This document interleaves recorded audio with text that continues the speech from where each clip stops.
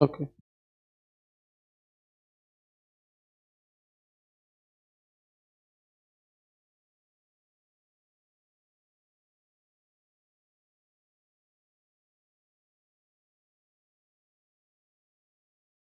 Yes, so hello everyone and welcome back to MK Yadav UPPCS. So from today we are starting off a new series that is basically called as Know Your संविधान।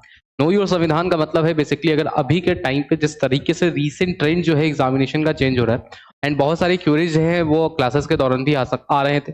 आज ही जो 11 बजे वाली हमारी class होती है उसके दौरान एक बच्चे का एक क्वेश्चन था कि सर जो आर्टिकल्स हैं वो बेसिकली ना याद नहीं कर पाते हैं, आर्टिकल्स को बेसिकली हम जो रिलेट है वो आर्टिकल्स हम रिलेट नहीं कर पाते हैं। तो उसी चीज को ध्यान में रखते हुए कि आर्टिकल पढ़ना कैसे है, जो कॉन्स्टिट्यूशन के 1 to 1 आर्टिकल्स है उनको बेसिकली कैसे पढ़ना है, एक आर्टिकल और दूसरे आर्टिकल के बीच का जो रिलेशन है उस रिलेशन को हमें कैसे समझना है, संविधान बेसिकली आप किस तरीके से जान सकते हैं, समझ सकते हैं उस तरीके से जहां से यूपीएससी, यूपीपीसीएस या अन्य जो भी आपके प्रतियोगी परीक्षा है, जो भी राज्य लोक सेवा या संघ लोक सेवा आयोग के द्वारा जो परीक्षाएं आपको आयोजित की जाती है वहां पे किस तरीके से आप इसका उपयोग कर सकते हैं, आर्टिकल्स के क्वेश्चन कैसे करेक्ट कर सकते हैं, आपको संविधान को समझाने के उद्देश्य से आज से हम अपनी एक नई सीरीज स्टार्ट कर रहे हैं, that is basically called as know your संविधान।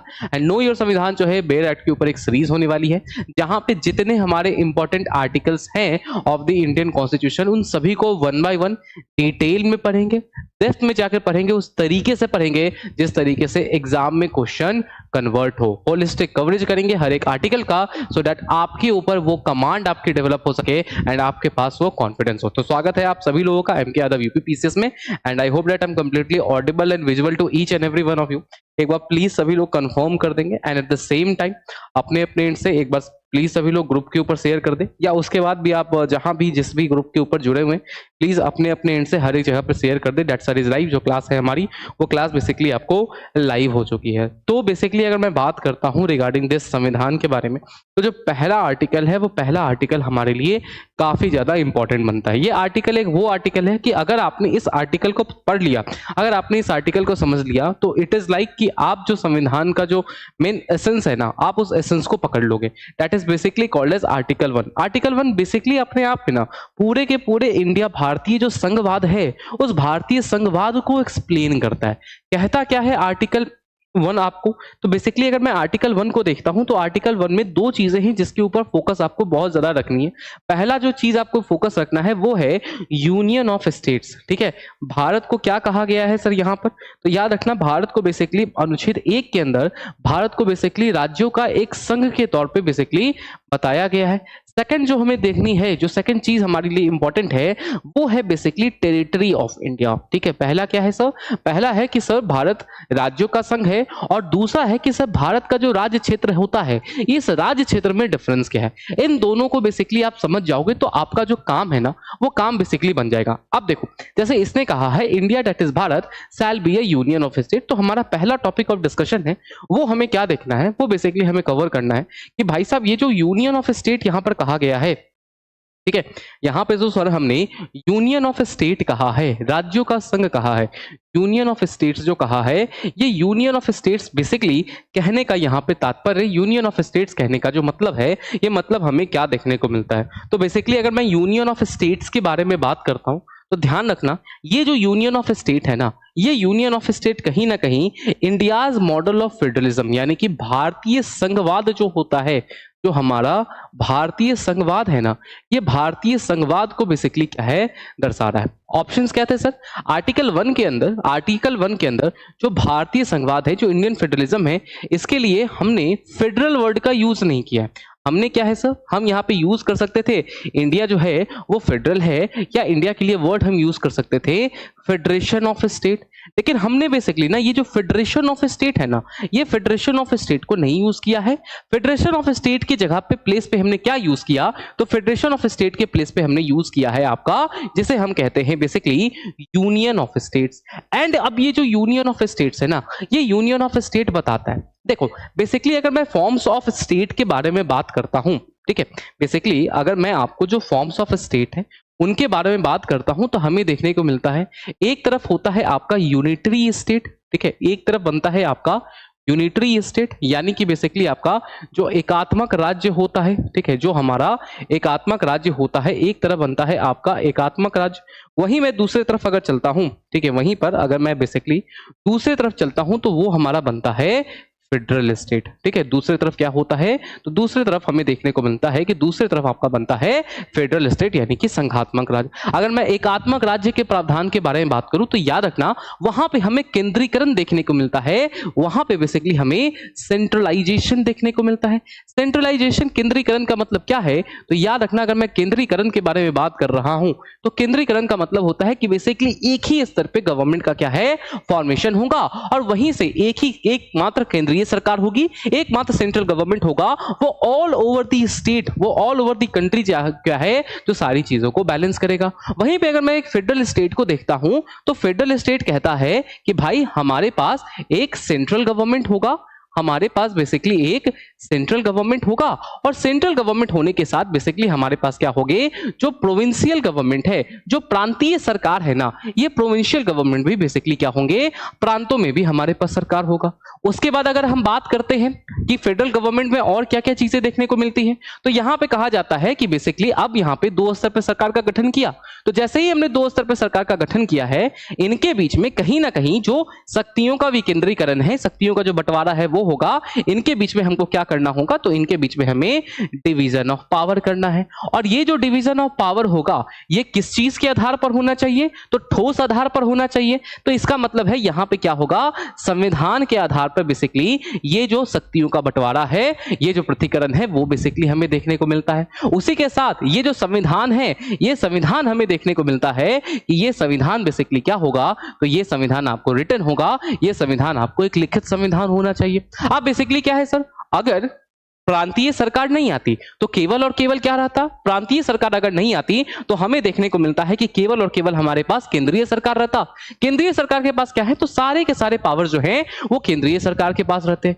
तो बेसिकली अब क्योंकि प्रांतीय सरकार आई, केंद्रीय सरकार के पावर जो है वो कम हुए, तो हो सकता है इन दोनों के बीच में जो पावर गेम होता है, जो कॉन्फ्लिक्ट ऑफ इंटरेस्ट होता है वो बन जाए। तो अगर कभी भी सेंट्रल गवर्नमेंट प्रोविंशियल गवर्नमेंट के जोन में इंटरफेयर कर दे, ठीक है, इनरोचमेंट करना स्टार्ट कर दे, तो उसके लिए क्या है सर, तो उसके लिए इंपॉर्टेंट है हमारे पास एक स्वतंत्र न्यायपालिका होना चाहिए जो इस केसेस को डिसाइड कर सकती है। यानी कि अगला फैक्टर क्या होता है, तो अगला फैक्टर देखने को मिलता है कि हमारे पास बेसिकली एक स्वतंत्र न्यायपालिका जो है, वो एक स्वतंत्र न्यायपालिका जो इंडिपेंडेंट जुडिशियरी है, वो इंडिपेंडेंट जुडिशियरी होनी चाहिए। तो ये वो कुछ फीचर्स हैं जो फेडरल स्टेट के अंदर क्या है, होने चाहिए। वैसे ही अगर मैं एक एकात्मक राज्य के बारे में बात करता हूं सर, तो यहां पे एक ही स्तर पे सरकार का गठन होगा सर। उसके बाद दूसरा हमें क्या देखने को मिलता है सर, दूसरा बेसिकली हमें देखने को मिलता है कि यहां पे क्या होगा सर, यहां पे बेसिकली क्या होगा, तो हमें सिंगल कॉन्स्टिट्यूशन देखने को मिलेगा। क्या है, सिंगल कॉन्स्टिट्यूशन देखने को मिलेगा, सिंगल कॉन्स्टिट्यूशन देखने को मिलता है। तीसरा अगर हम भारत के बारे में बात करते हैं तो हमें इंटीग्रेटेड जुडिशियरी देखने को मिलता है, इंटीग्रेटेड जुडिशियरी देखने को मिलता है।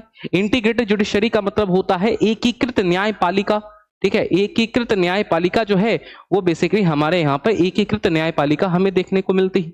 वैसे ही अगर हम बात करते हैं तो भारत में जो आपातकाल के प्रावधान हैं वो आपातकाल के प्रावधान देखने को मिलते हैं। वैसे ही अगर हम बात करते हैं तो भारत के अंदर हमें एकल नागरिकता जो है सर, यूनिटरी मॉडल के अंदर बेसिकली जो एकल नागरिकता है वो देखने को मिलती है। तो भारत का संविधान क्या है सर, भारत के संविधान को अगर हम देखते हैं तो हम उसे ना कंप्लीटली फेडरल नहीं कह सकते। क्यों नहीं कह सकते कंप्लीटली फेडरल, इसमें एक संघात्मक राज्य के भी प्रावधान आते हैं और जो एक एकात्मक राज्य है, इस एकात्मक राज्य के भी जो प्रावधान है वो हमें देखने को मिलता है कि वो बेसिकली इसमें इंक्लूड रहते हैं। तो बेसिकली क्या है, दोनों बेसिकली क्या है, तो सर यहां पर हमें देखने को मिलता है कि दोनों ही प्रावधान जो है वो यहां पर हमें देखने को मिल रहे हैं। अब इसका मतलब है कि इंडिया क्या है सर, तो इंडिया को अभी तो हम लोगों ने देख लिया है कि भारत जो है वो भारत हमें एक मिक्सचर देखने को मिलता है। क्या है सर, डेफिनेशन ऑफ फेडरलिज्म क्या होता है, तो सर फेडरलिज्म का सिंपल सा मतलब हो गया कि अगर हम फेडरलिज्म के बारे में बात करते हैं तो फेडरलिज्म का मतलब हो गया कि कम से कम दो या दो से अधिक स्तर पर सरकार होगी और उनके बीच में जो है वो बेसिकली क्या होगा, शक्तियों का बंटवारा होगा और दोनों ही जो गवर्नमेंट है, दैट इज जो आपका केंद्रीय स्तर पे गवर्नमेंट है और जो बेसिकली हमें राज्य स्तर पे गवर्नमेंट देखने को मिलता है, वो दोनों एक दूसरे से बेसिकली क्या होंगे, तो दोनों हमें देखने को मिलता है कि वो भाई साहब एक दूसरे से आपके इंडिपेंडेंट होंगे। अब बात आती है कि सर एक फेडरल और एक यूनिटरी गवर्नमेंट के बीच में जो डिफरेंसेस हैं, ये फेडरल और यूनिटरी गवर्नमेंट के बीच में डिफरेंसेस हमें क्या देखने को मिलते हैं? तो मैंने बता दिया है सर, एक तरफ एकात्मक प्रणाली ले लो और दूसरी तरफ बेसिकली जो संघात्मक प्रणाली है वो आप संघात्मक प्रणाली ले लेते हैं। तो दोनों के बीच के जो डिफरेंसेस क्या है, हमें यूनिटरी में केवल एक ही देखने को मिलता है, यहाँ पे एक से अधिक देखने को मिलता है सर। वैसे ही अगर हम आगे चल के बात करते हैं तो फेडरल गवर्नमेंट में हमें डुअल गवर्नमेंट देखने को मिलता है सर। यूनिटरी में केवल एक सिंगल गवर्नमेंट होगा सर। यहां आपको रिटन कॉन्स्टिट्यूशन मिलता है, यहां जरूरी नहीं है, रिटन हो भी सकता है, अनरिटन भी हो सकता है, जिस प्रकार से आपको ब्रिटेन के अंदर चलता है। वैसा ही अगर हम यहां बात करते हैं तो डिवीजन ऑफ पावर जो है वो इंपॉर्टेंट है, लेकिन यहां तो इंपॉर्टेंट ही नहीं है सर। हमने जो सरकार बनाई है वो एक ही स्तर पर बनाया है, तो जब हमने सरकार केवल और केवल एक स्तर पर बनाया है तो बेसिकली यहां पे ये इंपॉर्टेंट ही नहीं बनता है, ठीक है। उसके बाद यदि हम बात करते हैं कि और क्या क्या फीचर्स देखने को मिलते हैं सर, तो बेसिकली क्या है, फेडरल गवर्नमेंट में संघात्मक राज्य के अंदर क्या हो रहा था, संघात्मक राज्य के अंदर देखने को मिलता है हमें कि संविधान जो था वो सबसे बेस था, उसके आधार पर शक्तियों का बंटवारा हो रहा था। तो संविधान की सर्वोच्चता होनी चाहिए कि नहीं होनी चाहिए, संविधान की सर्वोच्चता काफी ज्यादा महत्वपूर्ण हो जाती है। लेकिन अब बेसिकली रूल ऑफ लॉ लाना है तो संविधान की सर्वोच्चता यहां भी हो सकता है, नहीं हो सकता है। अगर हम एक संघात्मक राज्य को देखते हैं तो यहां पर संविधान जो होगा वो कठोर होगा, मतलब संविधान का कोई भी प्रावधान राज्यों को बिना सम्मिलित किए हुए आप उसमें बदलाव, आप उसमें किसी भी प्रकार के जो चेंजेस हैं वो बेसिकली हमें देखने को मिलता है कि आप वहां पर किसी भी प्रकार के चेंजेस नहीं लेकर आ सकते हो। वहीं अगर हम बात करते हैं तो यहां कठोर संविधान होगा, यहां क्या है, संविधान जो है वो आपका कठोर भी हो सकता है और उसके साथ ही जो संविधान है वो बेसिकली आपका लचीला भी हो सकता है। तो कठोर भी आप संविधान को रख सकते हो और एट द सेम टाइम जो संविधान है वो संविधान आपका जो लचीला है वो संविधान बेसिकली आपका लचीला भी हो सकता है। स्वतंत्र न्यायपालिका यहां होनी आवश्यक है, यहां हो भी सकती है, नहीं हो सकती है। यहां द्विसदनीय विधायिका बेसिकली क्या होता है, इंपॉर्टेंट होता है। जहां पे जो उच्च सदन होता है वहां पर राज्यों का प्रतिनिधि जो होता है वो बेसिकली इंश्योर किया जाता है। तो यहां पे जो बेसिकली है वो विधायिका द्विसदनीय हो सकती है, नहीं भी हो सकती है। क्यों हम सब इसको देख रहे हैं, हम इसको देख रहे हैं क्योंकि आर्टिकल 1 जो है वो भारत के फेडरलिज्म से रिलेट करता है। तो फेडरलिज्म क्या होता है ये देख लिया। अब बेसिकली अगर हमें संघ बनाना है ना सर, ठीक है, अब बेसिकली बात आती है कि अगर हमें संघ बनाना है, ठीक है, अगर हमें संघ बनाना है तो संघ बनाने का ना बेसिकली दो तरीका होता है और आर्टिकल 1 कहीं ना कहीं इस बात को बताता है। एक तरीका होता है, अगर मैं एनसीईआरटी के थ्रू जाता हूं तो एक तरीका जो हमें देखने को मिलता है वो होता है कमिंग टुगेदर के मॉडल का। दूसरा जो तरीका होता है वो होता है होल्डिंग टुगेदर के मॉडल का। पहला तरीका होता है कमिंग टुगेदर के मॉडल का और दूसरा तरीका हमें क्या देखने को मिलता है, तो दूसरा याद रखना होता है होल्डिंग टुगेदर के मॉडल का। अब बेसिकली हुआ क्या मैं ये बताता हूं। मानो बेसिकली मुझे देखने को मिल रहा है कि बेसिकली क्या है, अभी हम ना जो कमिंग टुगेदर मॉडल है, ठीक है, जो हमारा कमिंग टुगेदर मॉडल है, हम बेसिकली इस कमिंग टुगेदर मॉडल को देख रहे हैं, ठीक है। अब देखो सर, मान लिया कि ये सर एक छोटा स्टेट है, ये दूसरा छोटा है, ये तीसरा छोटा स्टेट है, ये चौथा छोटा स्टेट है।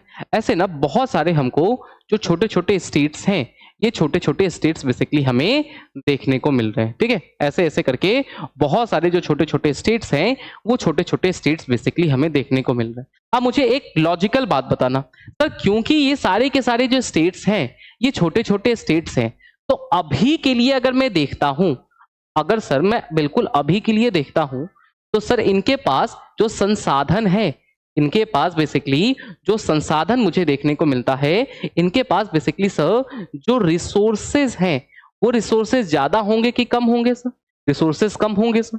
जब रिसोर्सेज कम होंगे सर तो इनके पास जो सिक्योरिटी है, इनके पास सर जो सुरक्षा है, जो सिक्योरिटी है, वो सिक्योरिटी इनके पास कम होगा कि ज्यादा होगा, तो सिक्योरिटी हमें देखने को मिलता है कम होगा सर।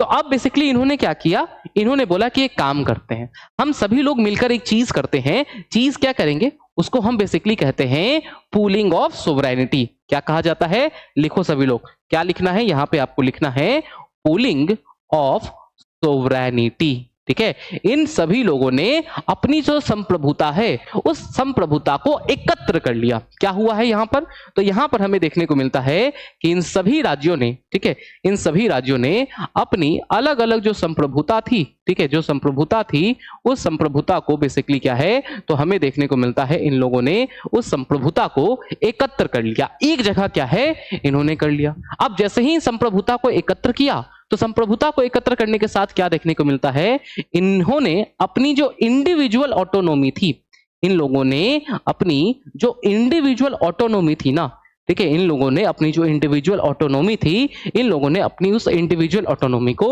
छोड़ दिया।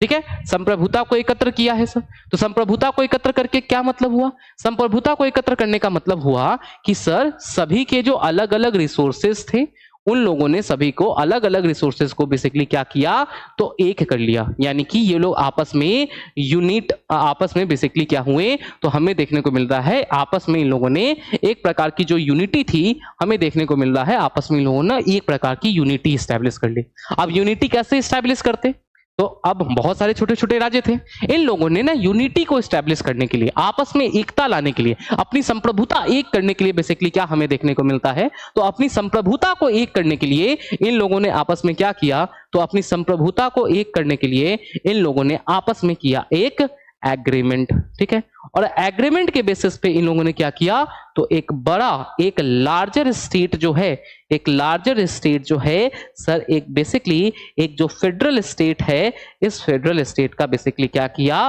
फॉर्मेशन कर दिया। तो बेसिकली अभी जो ये अलग अलग थे, ये सब लोग आपस में एग्रीमेंट के बेसिस पर एक हो गए, और क्या किया है इन्होंने, तो अपनी अलग अलग जो अपने रिसोर्सेस थे, जो संप्रभुता थी, जो अपनी अलग अलग जो व्यक्तिगत स्वतंत्रता थी उसको छोड़ा, और अपनी अपनी संप्रभुता को आपस में सभी लोगों ने मिलाकर एकत्र कर लिया, अपने संसाधनों को एकत्र कर लिया। तो जब अपनी संप्रभुता और अपने संसाधन को एकत्र करेंगे तो इससे जो इनका बेसिकली सुरक्षा था वो पहले कम था, वो बाद में क्या होगा, अब बाद में क्या है, तो इनकी जो सिक्योरिटी है वो सिक्योरिटी हमें देखने को मिलता है वो बेसिकली बढ़ जाती है। तो बेसिकली इस प्रकार से जब एग्रीमेंट के बेसिस के ऊपर इंडिपेंडेंट स्टेट्स, बहुत सारे छोटे छोटे स्वतंत्र राज्यों के बीच एक समझौते के आधार पर जो संघ का निर्माण होता है, उस संघ को हम क्या कहते हैं, उसे हम कहते हैं कमिंग टुगेदर के मॉडल के ऊपर बना हुआ संघ। अब बेसिकली बात आती है सर, क्या इसका कोई उदाहरण हमारे पास है कि नहीं, इसका क्या कोई हमें उदाहरण देखने को मिलता है कि नहीं, तो याद रखना इसके उदाहरण हमें देखने को मिलते हैं। इसके उदाहरण के तौर पे क्या आ जाएगा सर, अगर इसका उदाहरण के तौर पर आपको देखना है तो इसके उदाहरण के तौर पे बेसिकली हमें संयुक्त राज्य अमेरिका क्या है, याद रखिएगा इसके उदाहरण के तौर पर जो संयुक्त राज्य अमेरिका है, वो संयुक्त राज्य अमेरिका हमें इसके एक उदाहरण के तौर पर बेसिकली देखने को मिलता है। ठीक है, संयुक्त राज्य अमेरिका क्या है, तो संयुक्त राज्य अमेरिका बेसिकली यहां पर हमें इसके एक उदाहरण के तौर पर देखने को मिलता है। अब मुझे एक बात बताना तो कि बहुत सारे इंडिपेंडेंट, बहुत सारे स्वतंत्र राज्य थे।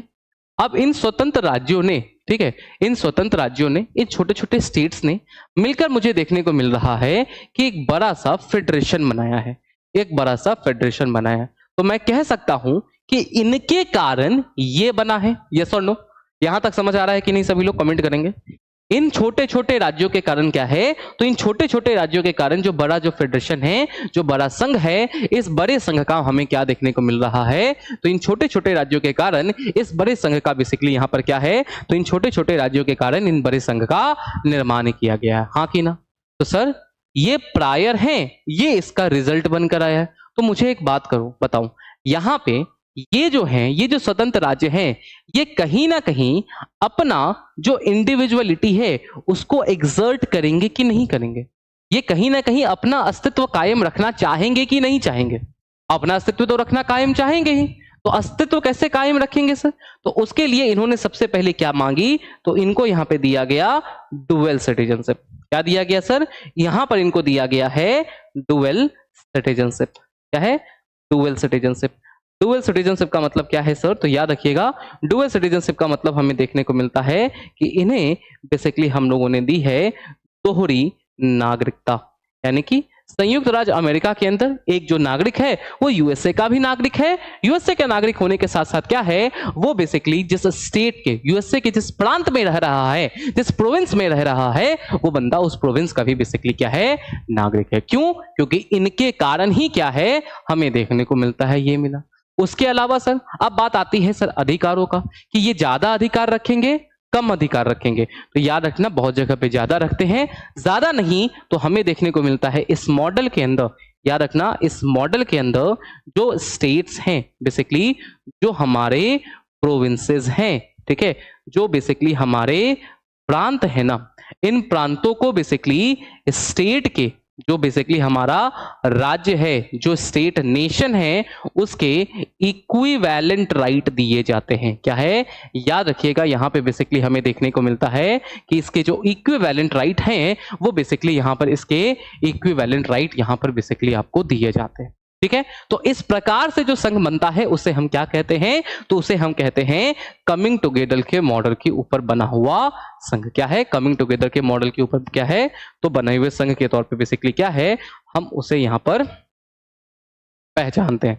जैसे देख सकते हो क्या है सर, बहुत सारे इंडिपेंडेंट स्टेट्स थे, आपस में आकर जुड़े। अब जैसे ही आपस में आकर जुड़ते हैं तो इनके बीच जो सिक्योरिटी है वो सिक्योरिटी हमें देखने को मिलता है कि इनकी बढ़ जाती है। फीचर क्या है सर, पहला हो गया इंडिपेंडेंट स्टेट्स, दूसरा हो गया पूल ऑफ सोवरेनिटी, एंड तीसरा हमें देखने को मिलता है जो इक्वल पावर्स हैं, ये बेसिकली आपको इक्वल पावर्स देते हैं। ठीक है, सेकंड मॉडल क्या है सर, सेकंड मॉडल जो हमें देखने को मिलता है वो सेकंड मॉडल बनता है आपका होल्डिंग टुगेदर का मॉडल। क्या है, सेकंड मॉडल जो बनता है that is basically called as the model of holding together. ये जो होल्डिंग टुगेदर का मॉडल है ना, मेरी बात को ध्यान से समझना, ये जो होल्डिंग टुगेदर का मॉडल है ना, ये इसका ठीक उल्टा है।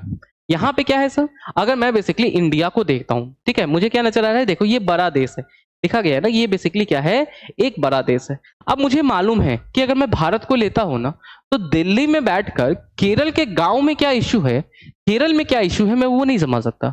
दिल्ली में बैठकर बिहार में, मणिपुर में क्या इश्यू चल रही है, उसको संभालने में इश्यूज है। पहला फैक्टर हो गया। दूसरा क्या हमें देखने को मिलता है सर, दूसरा हमें देखने को मिलता है कि सर इंडिया की उस टाइम की जो कंडीशंस थे वो हमें इसके लिए बता रहे थे, और हमें मालूम था कि अगर बेसिकली फेडरेशन, मतलब फेडरेशन का मूल मतलब क्या होता है कि हमें दूसरी स्तर पे, हमें प्रांतीय स्तर पर सरकार का गठन करना होगा। तो अगर हम प्रांतीय स्तर पर सरकार का गठन करते हैं तो रीजनल इश्यूज जो हो गए, प्लस जो वेलफेयर स्कीम्स हैं, जो वेलफेयर प्रोग्राम्स हैं, यानी कि जो डेमोक्रेसी है, जो लोकतंत्र है, उसे भी हम ज्यादा बेहतर तरीके से क्या है, तो लोकतंत्र को भी बेहतर तरीके से हम आपको स्थापित कर सकते हैं। जो लोकतंत्र में सेवाएं हैं जो नागरिकों को दी जाती हैं एक लोकतांत्रिक सरकार के द्वारा, वो ज्यादा बेहतर से हम कर सकते हैं। वेलफेयर ऑफ पीपल, जो लोगों का कल्याण है, जो जन कल्याण है, वो बेसिकली हम ज्यादा बेहतर से कर सकते हैं। अब इसी चीज के लिए हमें क्या देखने को मिलता है कि भारत में पहला कोई स्वतंत्र राज्य नहीं था। ठीक है, हमारे यहाँ यूनिटी पहले से थी, यहाँ एग्रीमेंट के ऊपर हुआ है, तो हमारे यहाँ ना ही कोई स्वतंत्र राज्य थे, ना ही हमारे यहाँ पर कोई एग्रीमेंट हुआ। हमारे यहाँ पर क्या हुआ सर, तो हमारे यहाँ पर हमें देखने को मिलता है कि जो कंट्री है ना, हम जो भारत देश है, भारत ने खुद अपनाया कि हम क्या करेंगे, हम हमारे यहाँ पे प्रांतीय सरकार का गठन करेंगे। यानी कि हमने खुद अपनाया किसको, तो ये जो फेडरेशन का मॉडल था इसे हमने खुद अपनाया। तो it is like sir, it is like हमें देखने को मिलता है कि इंडिया के अंदर अगर मैं होल्डिंग टुगेदर मॉडल में आता हूं, ठीक है, अगर बेसिकली मैं आपको जो होल्डिंग टुगेदर, ठीक है, जो आपका होल्डिंग टुगेदर मॉडल बनता है, अगर मैं बेसिकली आपको उस होल्डिंग टुगेदर मॉडल में आता हूं, तो होल्डिंग टुगेदर मॉडल में मुझे क्या देखने को मिल रहा है सर, होल्डिंग टुगेदर मॉडल में जो पहला पॉइंट मुझे देखने को मिल रहा है वो पहला पॉइंट ये है कि इस होल्डिंग टुगेदर मॉडल में ना कोई स्वतंत्र राज्य नहीं है। क्या है सर, पहला मुझे नजर आ रहा है कि कोई स्वतंत्र राज्य नहीं है। ठीक है, यानी कि sir no independent states, no independent states. दूसरा क्या है सर, दूसरा हमें देखने को मिलता है नो एग्रीमेंट, किसी भी प्रकार का कोई एग्रीमेंट नहीं है। यानी कि सर बेसिकली कोई समझौता क्या है सर, तो हमें देखने को मिलता है कोई भी समझौता किसी भी प्रकार का यहाँ पे प्रांतों के बीच नहीं हुआ है। यहाँ क्या हुआ है, कंट्री एज अ होल ने, ठीक है, जो कंट्री लिख लो या नेशन लिख लो, ठीक है, जो कंट्री लिख लो आप या फिर आप नेशन लिख लें, कंट्री ने खुद ही क्या किया है, खुद ही बेसिकली यहाँ पर एडॉप्ट किया है। कंट्री ने खुद बोला कि हम एक काम करते हैं, looking at the ground realities, हम बेसिकली क्या कर रहे हैं।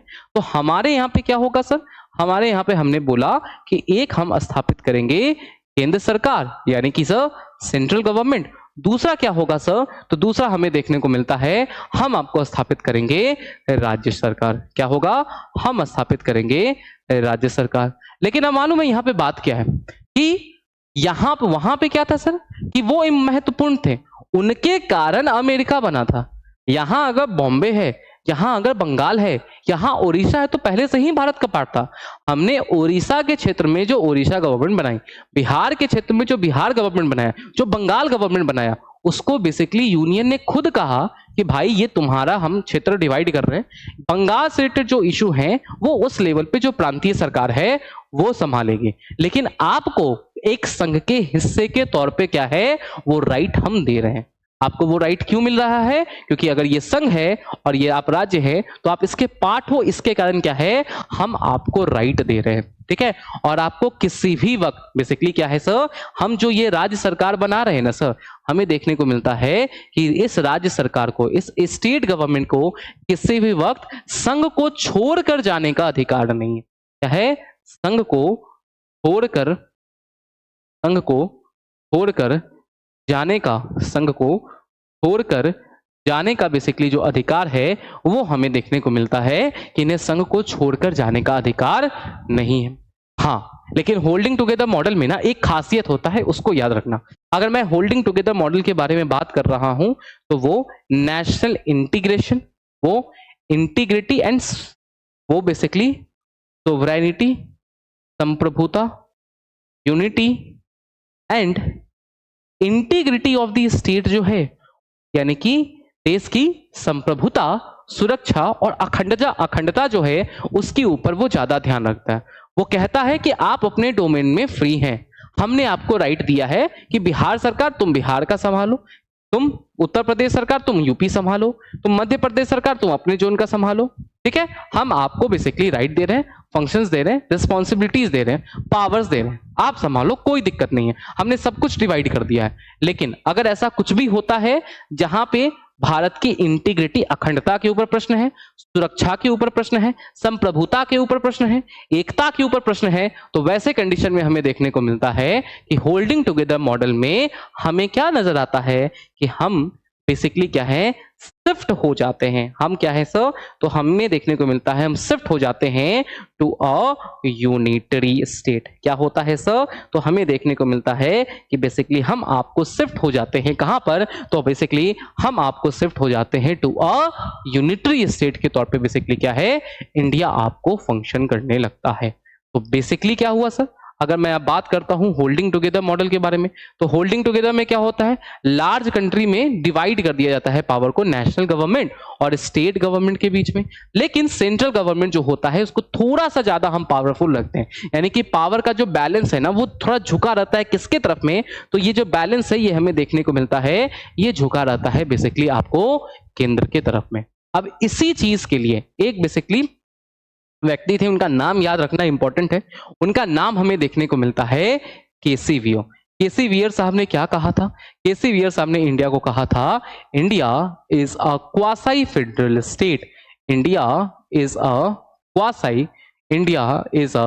Quasi federal state with a unitary tilt. Quasi federal state का मतलब क्या है सर, क्वासी फेडरल स्टेट का मतलब होता है, क्वासी फेडरल स्टेट का मतलब क्या है, तो क्वासी फेडरल स्टेट जो है, इस क्वासी फेडरल स्टेट का मतलब होता है कि बेसिकली हमारे यहाँ पर सर यूनिटरी स्टेट्स के, एकात्मक राज्य के भी प्रावधान देखने को मिलते हैं, और हमारे यहाँ पे जो फेडरल स्टेट होता है, जो एक संघात्मक राज्य होता है, उसके भी जो प्रावधान है हमें देखने को मिलते हैं। प्लस हमारा जो झुकाव है, इन्होंने क्या कहा था, हमारा जो झुकाव है वो झुकाव किस तरफ है, तो झुकाव हमें देखने को मिलता है कि ये जो झुकाव है, ये झुकाव बेसिकली किस तरफ है, तो ये झुकाव बेसिकली हमें देखने को मिलता है कि हमारा झुकाव क्या है, केंद्र की तरफ है। ऐसा कोई भी चीज जहां पे राष्ट्र की एकता, अखंडता, संप्रभुता और सुरक्षा के ऊपर सवाल उठ रहा है तो हम चेंज हो जाते हैं। अब अगर एग्जाम में क्वेश्चन आता है पहला वाला फैक्टर कि सर एक बात बताओ, ये जो यूनियन ऑफ स्टेट लिखा गया था आर्टिकल 1 में, ठीक है, बेसिकली अगर आपसे पूछ दिया जाए कभी भी कि सर यहाँ पे आर्टिकल 1 के अंदर जो यूनियन ऑफ स्टेट्स लिखा गया है। ये यूनियन ऑफ स्टेट्स का बेसिकली मतलब क्या है? तो याद रखना, इस यूनियन ऑफ स्टेट का दो मतलब देखने को मिलता है। मतलब यह है कि इसका तात्पर्य है मॉडल ऑफ फेडरेशन से। यूनियन ऑफ स्टेट्स का तात्पर्य क्या है? तो याद रखना, यूनियन ऑफ स्टेट्स का तात्पर्य है मॉडल ऑफ बेसिकली फेडरेशन से। ठीक है, मॉडल ऑफ फेडरेशन से। एंड बेसिकली ये यूनियन ऑफ स्टेट हमें क्या बताता है? तो यूनियन ऑफ स्टेट्स याद रखना, वो ये बताता है कि बेसिकली इंडिया का जो संघ है ना, वहां पे कोई एग्रीमेंट नहीं हुआ है।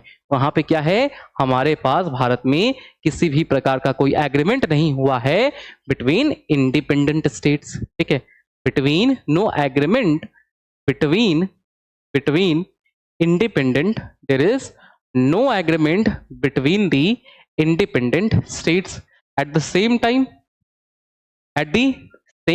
अगर मैं बात करता हूं कि मुझे क्या देखने को मिलता है, तो एट द सेम टाइम दूसरा बात देखने को मिलता है कि इंडिया के अंदर जो स्टेट्स है, they do not have basically any right, no right to cede away from Indian union. यानी कि सर, पहला, भारत का जो संघ बना है या भारत का जो संघ है वो समझौते के आधार पर नहीं बना है। दैट इज, भारत का संघ स्वतंत्र राज्यों के बीच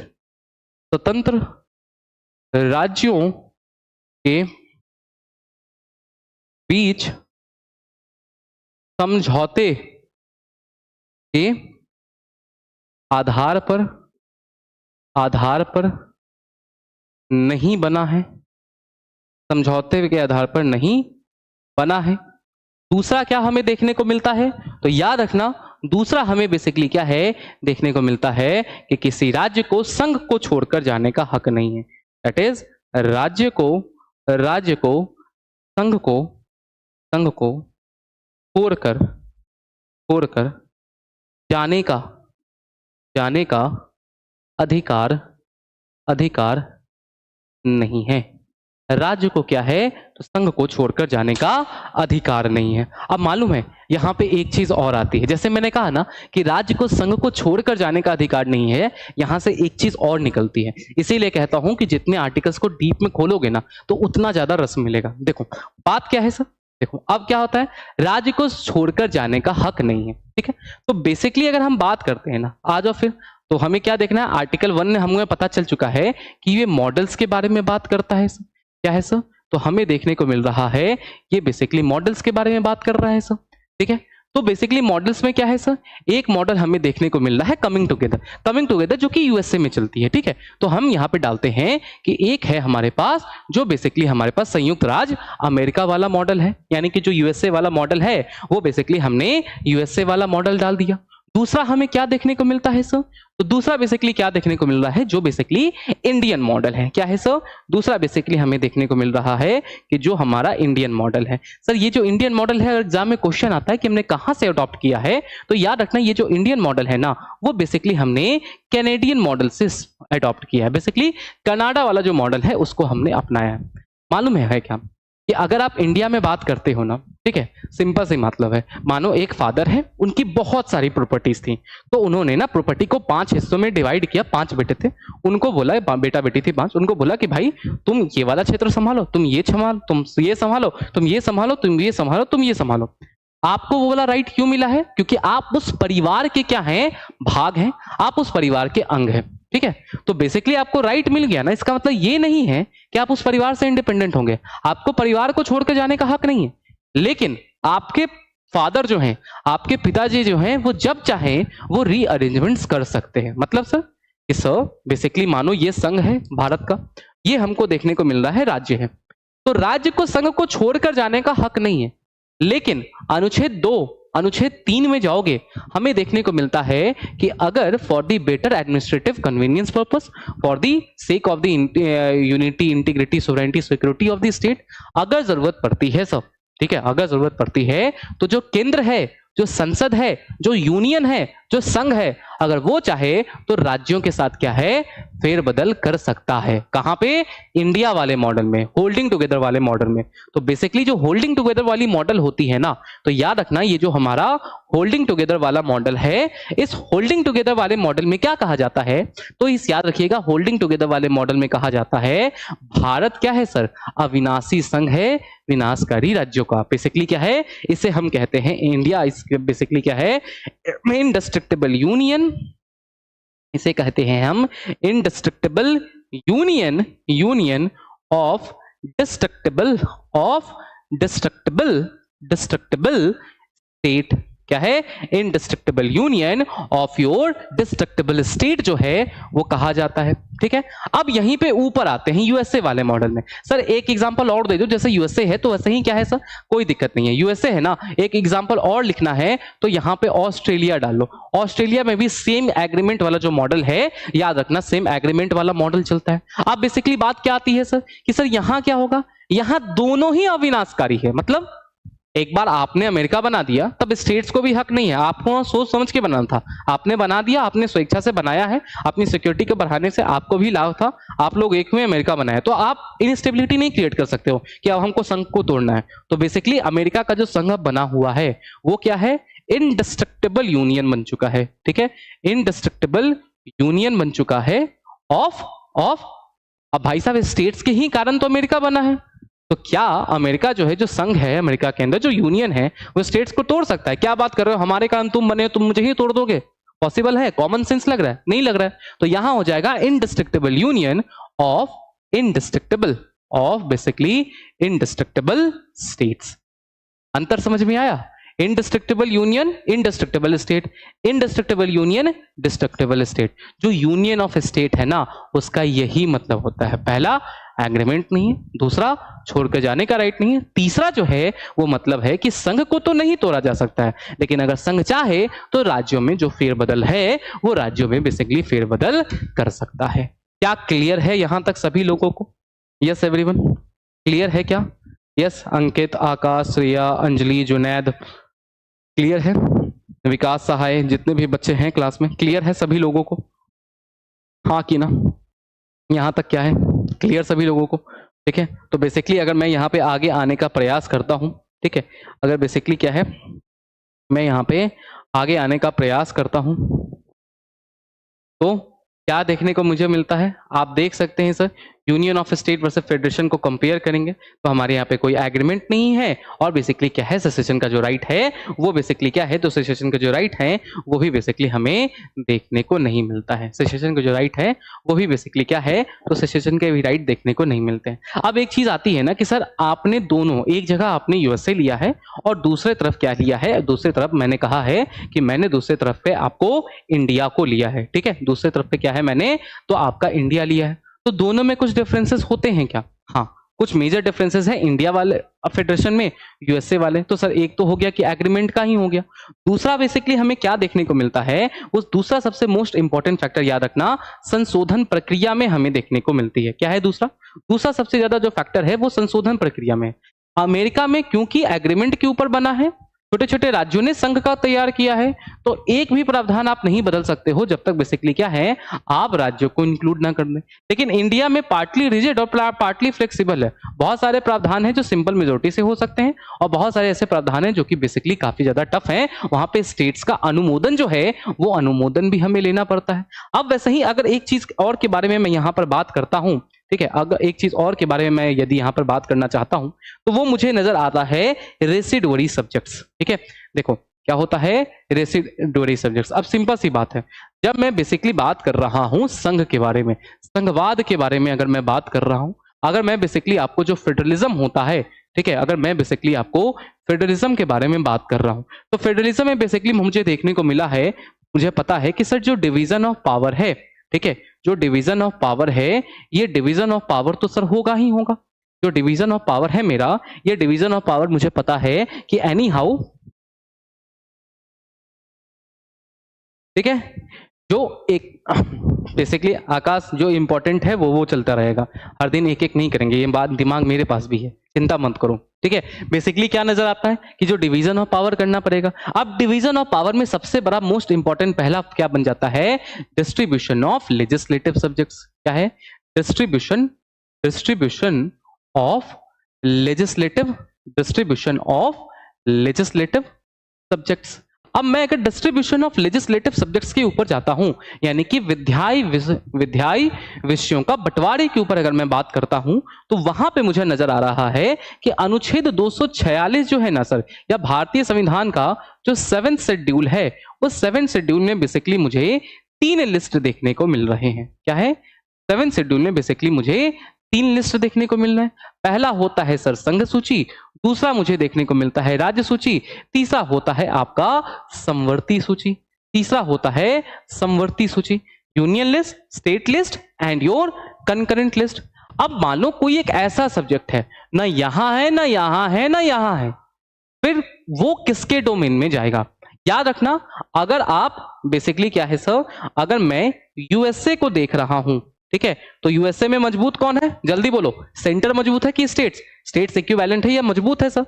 तो यहां पे यूएसए के अंदर जो अवशिष्ट शक्तियां हैं सर, कहां पर बेसिकली जो अवशिष्ट शक्ति है, ये जो रेसिडुअरी सब्जेक्ट्स हैं, ये किसे दिए गए हैं सर, तो ये दिए गए हैं वहां पे जो प्रांत हैं, जो प्रोविंसेस हैं, जो स्टेट्स हैं, वो बेसिकली स्टेट्स को दिया गया है। वहीं पे अगर हम बात करते हैं इंडिया के कॉन्टेक्स्ट में, ठीक है, वहीं पे यदि हम बात करते हैं आपको इंडिया के कॉन्टेक्स्ट में, भारत के कॉन्टेक्स्ट में, तो भारत के कॉन्टेक्स्ट में ये जो रेसिडुअरी पावर्स हैं, भारत के कॉन्टेक्स्ट में ये जो हमारे रेसिडुअरी पावर्स हैं, ये रेसिडुअरी पावर्स किसको दिए गए हैं, तो याद रखना इंडिया में कौन मजबूत है, आपका बेसिकली सेंटर यूनियन मजबूत है या स्टेट मजबूत है, यूनियन मजबूत है ना, तो यहां पे हमने किसको दिया है, याद रखना यहां पे हमें नजर आता है कि बेसिकली ये पावर इंडिया में यूनियन यानी कि जो सेंटर है, जो केंद्र है, वो केंद्र के पास है। वाई, बिकॉज वहां स्टेट्स मजबूत तो स्टेट के पास, यहां पे सेंटर मौजूद तो बेसिकली हमने सेंटर को दिया है। और एक सबसे बड़ा फैक्टर जो डिफरेंस हमें देखने को मिलता है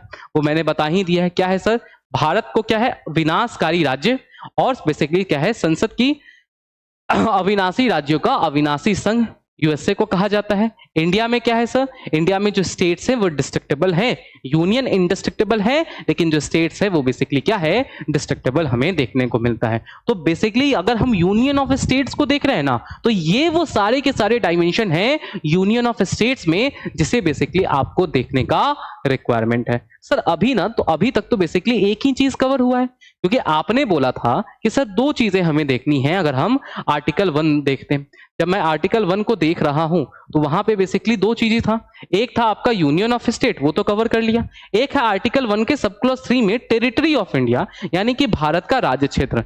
याद रखना, जब यूनियन ऑफ स्टेट्स के बारे में बात कर रहे हैं ना, तो वो केवल स्टेट्स के बारे में बात करता है, लेकिन जब टेरिटरी ऑफ इंडिया के ऊपर क्वेश्चन आता है, जब मैं टेरिटरी ऑफ इंडिया के बारे में बात कर रहा हूं, तो वो बड़ा डायमेंशन है as compare to the union of states. Territory of India के अंदर टेरिटरी ऑफ स्टेट्स भी आते हैं, यानी कि जो राज्य हैं वो भी आते हैं, उसी के साथ जो केंद्र शासित प्रदेश हमें देखने को मिलता है सर, यूनियन टेरिटरीज देखने को मिलते हैं, वो भी आते हैं, और वैसे सारे टेरिटरीज आते हैं जो आगे चल के भारत जो क्या है उन्हें एक्वायर करता है। तो यूनियन ऑफ स्टेट्स में बस एक कॉन्सेप्ट है, बस एक छोटा सा बात है। अगर हम टेरिटरी ऑफ इंडिया करते हैं तो याद रखना वो वाइडर टर्म में हमें देखने को मिलता है as compare to union of states. तो बेसिकली ना ही इंडिया फेडरेशन है, ना ही इंडिया यूनिटरी है, इंडिया अमलगमेशन है, इंडिया क्वासी फेडरल है, प्लस यूनियन ऑफ स्टेट जो है उसकी 3 मतलब है। ये फेडरेशन के मॉडल को दिखाता है, मॉडल को देखेंगे तो पता चलता है भारत का जो संघ बना है वो एग्रीमेंट के आधार पे नहीं बना है, उसमें इंडिपेंडेंट स्टेट्स नहीं है। तो जब ये जो 2 कोर फीचर जो हैं जो कोर फेडरेशन के मॉडल में आते हैं, तो इसलिए हमने फेडरेशन वर्ड का यूज नहीं किया, क्या किया, यूनियन वर्ड का यूज किया। और यहां पे क्या है सर, यहां पे देखने को मिलता है ना संघ को, यहां पे संघ को तो नहीं तोड़ा जा सकता है, लेकिन राज्य को साथ फेरबदल हो सकता है, लेकिन राज्य को संघ को छोड़कर किसी भी हालत में जाने का कहीं से कोई राइट नहीं है। तो ये वो टोटल डायमेंशंस होते हैं आर्टिकल 1 का, जो बेसिकली आपको पढ़ने का रिक्वायरमेंट है। क्लियर है?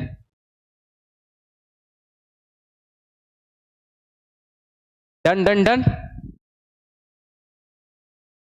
सर ये विनाशी वाला लाइन फिर से बता दीजिए ना, मैं भूल गई हूं। पूजा, सिंपल सी बात है, इंडिया में ना सिंपल से मानो ये जो मेरा हाथ है ना ये संघ है, ठीक है, फैमिली है, जो आपके गार्जियन है वो बेसिकली संघ है। उन्होंने अपने बेसिकली उनके टेरिटरीज बड़े थे तो अपने सारे बेटों बेटियों में ना उसको डिवाइड कर दिया। हमको मालूम था कि इंडिया का ज्योग्राफिकल बहुत एक्सटेंट बहुत बड़ा है, इंडिया में डाइवर्सिटीज बहुत ज़्यादा है, अगर हमें इंटीग्रेट करके लोगों को रखना है तो बेहतर होगा कि सर केरल की समस्या हम केरल में बैठ के ज्यादा बेहतर तरीके से समझा सकते हैं, संभाल सकते हैं एज कंपेयर टू हम बेसिकली दिल्ली में बैठे रहे। तो यहाँ पे क्या होता है कि हमने खुद ही डिसाइड किया, कंट्री ने डिसाइड किया कि हम वहां पर जाएंगे। तो बेसिकली क्या किया हमने, बिहार के लिए बिहार सरकार बना दिया कि तुम बिहार देखो, यूपी के लिए यूपी सरकार बना दी, बंगाल के लिए बंगाल सरकार बना दिया, केरल के लिए केरल गवर्नमेंट बना दिया। अब बेसिकली हमने आपको राइट दिए हैं और ये राइट हमारे अधीन नहीं है, एक दस्तावेज है, कॉन्स्टिट्यूशन है, जो मेन रूल बुक है, fundamental law of the land है, उससे तुम अपने पावर इंडिपेंडेंट लो, मैं अपने पावर इंडिपेंडेंट लेता हूं। लेकिन ये राइट आपको मिला क्यों? ये राइट इसलिए मिला क्योंकि कंट्री ने खुद बोला कि हम ये करेंगे। उड़ीसा पहले भारत का ही पार्ट था, केरल भारत का ही पार्ट था, अलग से आप इंडिपेंडेंट नहीं थे। हमने आपको पावर्स दिए हैं एक फेडरेशन का, हमने आपके लेवल पे एक बेसिकली इंडिपेंडेंट स्टेट गवर्नमेंट, हमने आपके लेवल पे जो स्टेट गवर्नमेंट है उसका फॉर्मेशन किया है। तो हमने आपको राइट दिया कि आप अपने क्षेत्र में चीजों को संभालो, एडमिनिस्ट्रेशन को संभालो। तो इसका मतलब ये नहीं है कि आप बोलो कि आपने राइट दे दिया तो हम जा रहे हैं, नहीं, आपको ये राइट इसलिए मिला है क्योंकि आप यूनियन के पार्ट थे, इसलिए मिला आपको राइट। यूनियन के पार्ट नहीं रहते तो राइट नहीं मिला। तो अगर यूनियन चाहे तो for the sake of administrative convenience, अगर यूनिटी, इंटीग्रिटी, सोवरेनिटी, भारत की एकता, अखंडता, संप्रभुता और सुरक्षा से संबंधित कोई बात है तो अगर हम चाहें तो आपके साथ फेरबदल कर सकते हैं, लेकिन आपको इस संघ को तोड़कर जाने का अधिकार नहीं आया। तो इसीलिए क्या है, ये जो संघ है वो अविनाशी है, अविनाशकारी है, इसको नहीं तोड़ा जा सकता है। लेकिन अगर संघ चाहे तो राज्य जो है, जो स्टेट्स हैं, इनके साथ फेरबदल किया जा सकता है। इनके साथ क्या है, तो इनके साथ हमें देखने को मिलता है जो फेरबदल है वो बेसिकली किया जा सकता है। हाँ हाँ हाँ अजनबी बच्चा, क्लास डेली चलेगी, ठीक है। And this is how exactly, ये वो डेप्थ है जो मैं हमेशा कहता हूं आपको पढ़ने की रिक्वायरमेंट है, जिस तरीका से आपको बेसिकली चीजें जो है उसको यहाँ पर फॉलो करना है। And this is the exact वे जिस तरीके से और डेप्थ में जाके थोड़ा सा और टाइम मिलेगा। यूट्यूब के ऊपर कंस्ट्रेंट्स होते हैं टाइम के, स्लॉट्स के, तो सब अगर आप हमारे साथ फाउंडेशन बैचेस के साथ जुड़ते हैं तो चीजें और डेप्थ में आपको यहाँ पे पढ़ाई जाती हैं। तो जो भी बच्चा यूपी पीसीएस की तैयारी कर रहा है वो हमारे साथ जुड़ सकता है यूपी पीसीएस संकल्प फाउंडेशन बैचेस के साथ। अगर मैं इस फाउंडेशन बैच के बारे में बात करूं कि यहाँ पे आपको क्या क्या मिलने वाला है सर, तो बेसिकली उद्देश्य हमारा ये है कि 2024 के अंदर यूपी के अंदर हमारे 70 से ज्यादा छात्र जो क्लासरूम प्रोग्राम के थे उन्होंने यूपी पीसीएस के अंदर सफलता पाई है। तो अब इस संख्या को और पहुंचाना और बच्चों तक पहुंचने के लिए हमने इस वर्ष भी अपना फाउंडेशन बैच लॉन्च किया है, जहां पे इसी प्रकार से आपको लाइव लेक्चर्स मिलते हैं सर, आपको हैंडआउट्स दिए जाएंगे, आपको जो समरी नोट्स है वो अवेलेबल करवाई जाएंगे। जो यूपी पीसीएस में हमारे बच्चे टॉपर जो मैंने अभी आपको दिखाया उनके द्वारा डाउट सेशंस लिए जाएंगे, फैकल्टी के द्वारा लिए जाएंगे। साथ ही साथ अगर आप हमारे प्रीमियम मॉडल को ज्वाइन करते हैं तो वहां पे आपको 1-to-1 मेंटरशिप भी उनके द्वारा दी जाएगी, ठीक है। सबसे बड़ा फीचर है कि हिंदी माध्यम का बैच बिल्कुल अलग है, इंग्लिश माध्यम का जो बैच है वो बेसिकली हमें देखने को मिलता है कि वो बैच बिल्कुल आपका अलग है, ठीक है। उसके अलावा अगर मैं बात करता हूं तो सबसे बड़ी चीज है कि सर यूट्यूब वगैरह पे भी होता है ना कि बात करना चाह रहे हैं सर से लेकिन बात नहीं कर पा रहे, तो सर हमारे यहाँ पर है क्लास 2 घंटे की होगी, उसके बाद आधा घंटा 15-20 मिनट लास्ट में हर दिन क्लास में बच्चे को टाइम दिया जाता है कि आपको जो भी पूछना है, आपको ऑडियो ऑन करके, आपको वीडियो कॉल के थ्रू बात करना है, आप डायरेक्टली हमसे कॉल कर सकते हैं। हमारे और आपके बीच में किसी भी प्रकार का कोई बैरियर नहीं रहेगा। सो इट इज लाइक आप कहीं भी हो, आपको जो हैंड होल्डिंग सपोर्ट है वो दी जा रही है। कैसे यहाँ पे इनरोल करना है सर, तो एक नंबर है दैट इज 9560082909, आप इसके ऊपर कॉल कर सकते हैं सब, ठीक है। बैच के प्राइसेस वगैरह या कुछ भी और सहायता चाहिए होगी, कुछ मेरे से हेल्प चाहिए होगा सर, तो @वर्मा अमन 07, ठीक है, वर्मा अमन 07 ये हमारा ऑफिशियल टेलीग्राम आईडी है, ठीक है। इसके ऊपर मुझे पिंग कर देना, कुछ नहीं करना है, नाम, मोबाइल नंबर, ठीक है, आपका मीडियम क्या है और आपको बैच क्या है, किसके बारे में जानकारी चाहिए या बेसिकली आप कौन सा बैच परचेज करना चाहते हैं, कुछ डिस्काउंट वगैरह कुछ भी चाहिए होगा, बेझिझक मैसेज करो जितना हमसे बन पाएगा, जितना हम कर सकते हैं उतने इनसे हम अपने तरफ से रिक्वेस्ट करके उतना करवा देंगे, ठीक है। तो चलिए आज के लिए इतना ही रखते हैं। उम्मीद करते हैं कि ये जो इनिशिएटिव है आप लोगों को पसंद आया होगा, और अगर इनिशिएटिव पसंद आया है तो अपनी तरफ से जो कमेंट है वो निश्चित तौर पे इस वीडियो के ऊपर कर दीजिएगा, सो दैट हम इस चीज को बेसिकली आगे एक ठोस फैसला ले सके कि हमें इस जो सीरीज है इसकी जो फ्रीक्वेंसी है, इस फ्रीक्वेंसी को हमें कैसे सेट करना है। साथ ही साथ सेक्शन को जितना शेयर कर सकते हैं उतना शेयर कर दीजिए, सो दैट हर एक बच्चे तक इस सीरीज की जो मदद है वो बेसिकली पहुंच सके। चलिए आज के लिए इतना ही रखते हैं। थैंक यू एंड जय हिंद।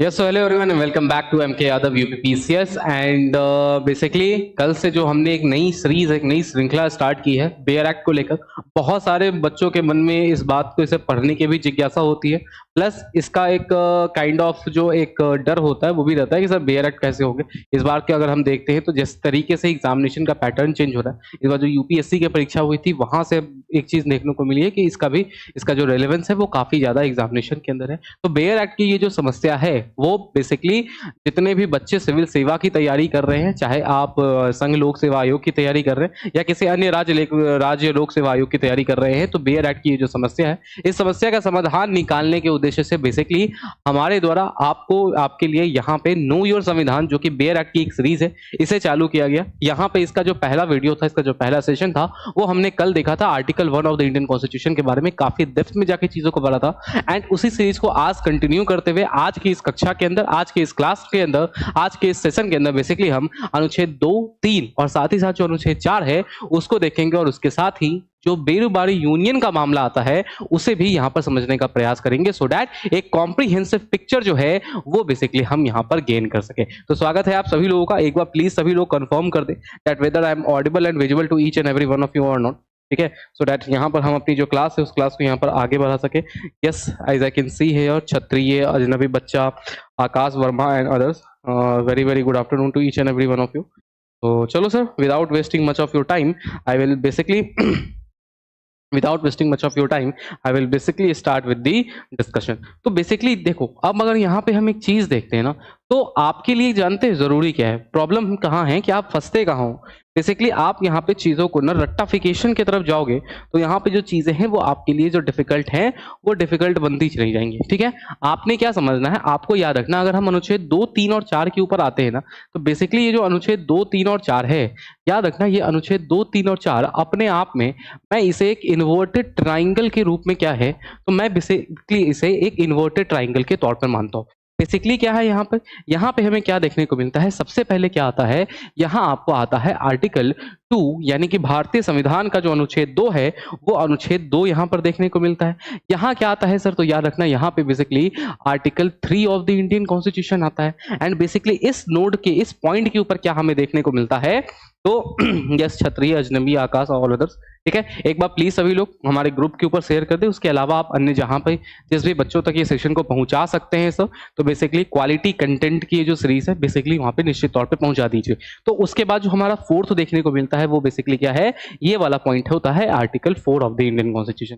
बेसिकली अब हम बात करते हैं सर कि भारतीय संविधान का जो अनुच्छेद 2 है, अनुच्छेद 2 किस चीज के बारे में बात करता है। तो याद रखना सबसे बड़ा जो डिफरेंस है ना, वो सबसे बड़ा डिफरेंस हमें क्या देखने को मिलता है, सबसे बड़ा डिफरेंस यहाँ पर याद रखिएगा, जो अनुच्छेद 2 है, अनुच्छेद 2 आपको वैसे स्टेट से डील करता है, ठीक है, अनुच्छेद 2 आपको वैसे स्टेट से डील करता है जो मौजूदा समय में भारतीय संघ के भाग नहीं है। That is those states that are not currently not a part of Indian union, ठीक है, जो इंडियन यूनियन के पार्ट नहीं है उसके बारे में बात करता है, उससे डील करता है। अगर मैं आर्टिकल 3 के ऊपर बात करता हूं तो जो मौजूदा राज्य हैं, जो हमें एग्जिस्टिंग स्टेट्स देखने को मिलते हैं भारत के अंदर, जो भारतीय संघ के जो मौजूदा राज्य हैं, ठीक है, जो हमारे मौजूदा राज्य देखने को मिलते हैं, जो एग्जिस्टिंग स्टेट्स है, उनसे कौन डील करता है, तो याद रखना उनसे अनुच्छेद 3 जो है वो बेसिकली मौजूदा राज्यों से क्या है,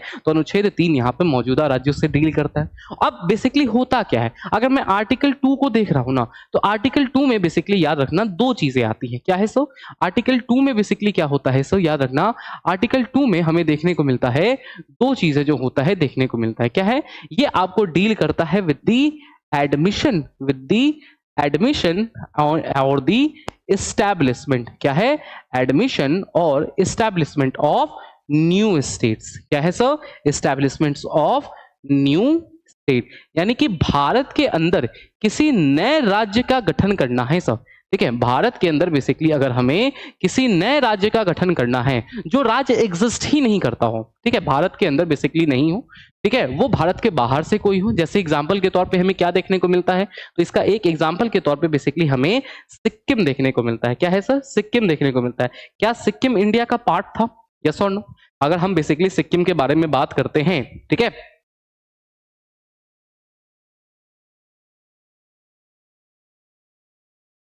ठीक है, अगर हम बात करते हैं बेसिकली क्या है, तो क्या सिक्किम जो है इंडिया का पार्ट था? नहीं सर। तो ये ऐसे पार्ट से, ऐसे भाग से डील करता है जो मौजूदा समय में मान लो ये आपका इंडिया है सर और ये बाहर है, तो ये इंडिया का पार्ट नहीं है। इस प्रकार के किसी राज्य को भारत में स्थापित करना हो, भारत के बाहर से किसी राज्य को, भारत के बाहर से किसी भी जगह को, किसी भी क्षेत्र को लाकर भारत में सम्मिलित करना है, वो एक नए राज्य के तौर पर स्थापित करना है, तो वो बेसिकली कौन कैसे होता है? तो याद रखना वो हमें देखने को मिलता है कि भारतीय संविधान के अनुच्छेद 2 article 2 of the Indian constitution के द्वारा क्या है? Article 2 of the Indian constitution के द्वारा इस प्रकार की सारी चीजें क्या हैं? तो इस प्रकार की सारी चीजें की जाती हैं। अब बात आता है कि सर अगर हम आर्टिकल 2 में कर रहे हैं, ठीक है, बेसिकली अगर क्या है सर, हमें देखने को मिल रहा है कि हम ना नए भारत के अंदर हमें नए राज्यों का, भारत के अंदर बेसिकली हमें नए राज्यों का गठन करना है सर। ठीक है, भारत के अंदर क्या है? हमें नए राज्यों का गठन करना है। किस प्रकार के राज्य सर? तो हमें देखने को मिलता है भारत के बाहर से लाकर किसी नए राज्य का गठन हमें बाहर भारत के अंदर करना है। अब बात आता है कि सर यह करने का जो अधिकार है, ठीक है, यह करने का जो अधिकार है, यह करने का जो बेसिकली हमारा राइट देखने को मिलता है, ठीक है, यह करने का जो सर अधिकार है, ये करने का जो राइट है, ये राइट बेसिकली किसको है सर? तो यह करने का अधिकार, याद रखना, ये करने का जो राइट है, वो राइट बेसिकली हमें देखने को मिलता है। वो राइट किसको मिला है सर? तो याद रखना ये राइट भारत की संसद को दिया गया है। क्या है सर? भारत के संसद को, यानी कि जो पार्लियामेंट ऑफ इंडिया है, याद रखना जो पार्लियामेंट ऑफ इंडिया है, वो पार्लियामेंट को हमने बेसिकली ये राइट दिया है कि भारत के अंदर किसी नए राज्य की स्थापना करनी है, एस्टैब्लिशमेंट और एडमिशन ऑफ न्यू स्टेट करना है, that is a territory that is not a part of Indian Union, उसे भारत में मिलाना है, तो वो कौन करेगा सर? तो वो पार्लियामेंट करता है। पार्लियामेंट किस आर्टिकल के थ्रू करता है? तो पार्लियामेंट आर्टिकल 2 के थ्रू करता है। और पार्लियामेंट को ये चीज कैसे करनी है? तो पार्लियामेंट इसके लिए एक रेजोल्यूशन लेकर आएगा, एक प्रस्ताव लेकर आएगा और उस प्रस्ताव को बेसिकली पार्लियामेंट पास कराएगा और पास करवा के क्या है, किसी भी राज्य को सम्मिलित कर सकते हैं। अब मानो भारत के बाहर से किसी राज्य को संसद जो है वो भारत में सम्मिलित कर रहा है, ठीक है, तो सम्मिलित कर रहा है, तो हो सकता है कि यहां पे सर अगर किसी भी क्षेत्र को, अगर बेसिकली हमें देखने को मिल रहा है कि भारत के बाहर से किसी भी क्षेत्र को भारत के अंदर हमें देखने को मिल रहा है कि शामिल किया जा रहा है, ठीक है, भारत के अंदर क्या है? शामिल किया जा रहा है। इसका मतलब है यहां पे कुछ ना कुछ तो टर्म्स एंड कंडीशन होंगे। पहले तो क्या होगा सर? दो चीजें होती हैं सर। इसके लिए ना हमें क्या होगा सर कि सर इसके लिए हमें एक बिल को क्या है, एक बिल को पास कराना पड़ेगा। दूसरा कंडीशन हमको देखने को मिलता है कि सर अगर हम एंट्री करवा रहे हैं तो there might be certain terms and conditions. क्या होगा? कुछ नियम और कुछ शर्तें तो हम क्यों लगा, हमें वहां पे क्या है, कुछ नियम और कुछ शर्तें तो लगानी होंगी। अब बात आता है कि सर सबसे पहला कि अगर हमें ये वाला जो बिल पास करवाना है, ये बिल हम किस चीज के थ्रू पास करवाएंगे, किस मेजोरिटी के थ्रू पास करवाएंगे? तो याद रखना यहाँ पे जो हमको मेजोरिटी चाहिए, वो मेजोरिटी कौन सी चाहिए सर? तो याद रखना मेजोरिटी हमें चाहिए होती है सिंपल मेजोरिटी। कौन सी मेजोरिटी चाहिए? तो ध्यान रखना यहाँ जो मेजोरिटी चाहिए होती है, सिंपल मेजोरिटी चाहिए होती है, दैट इज ये कार्य जो है, ये कार्य बेसिकली आपको साधारण बहुमत के तहत क्या है, तो ध्यान रखिएगा इस प्रकार के जो कार्य हैं,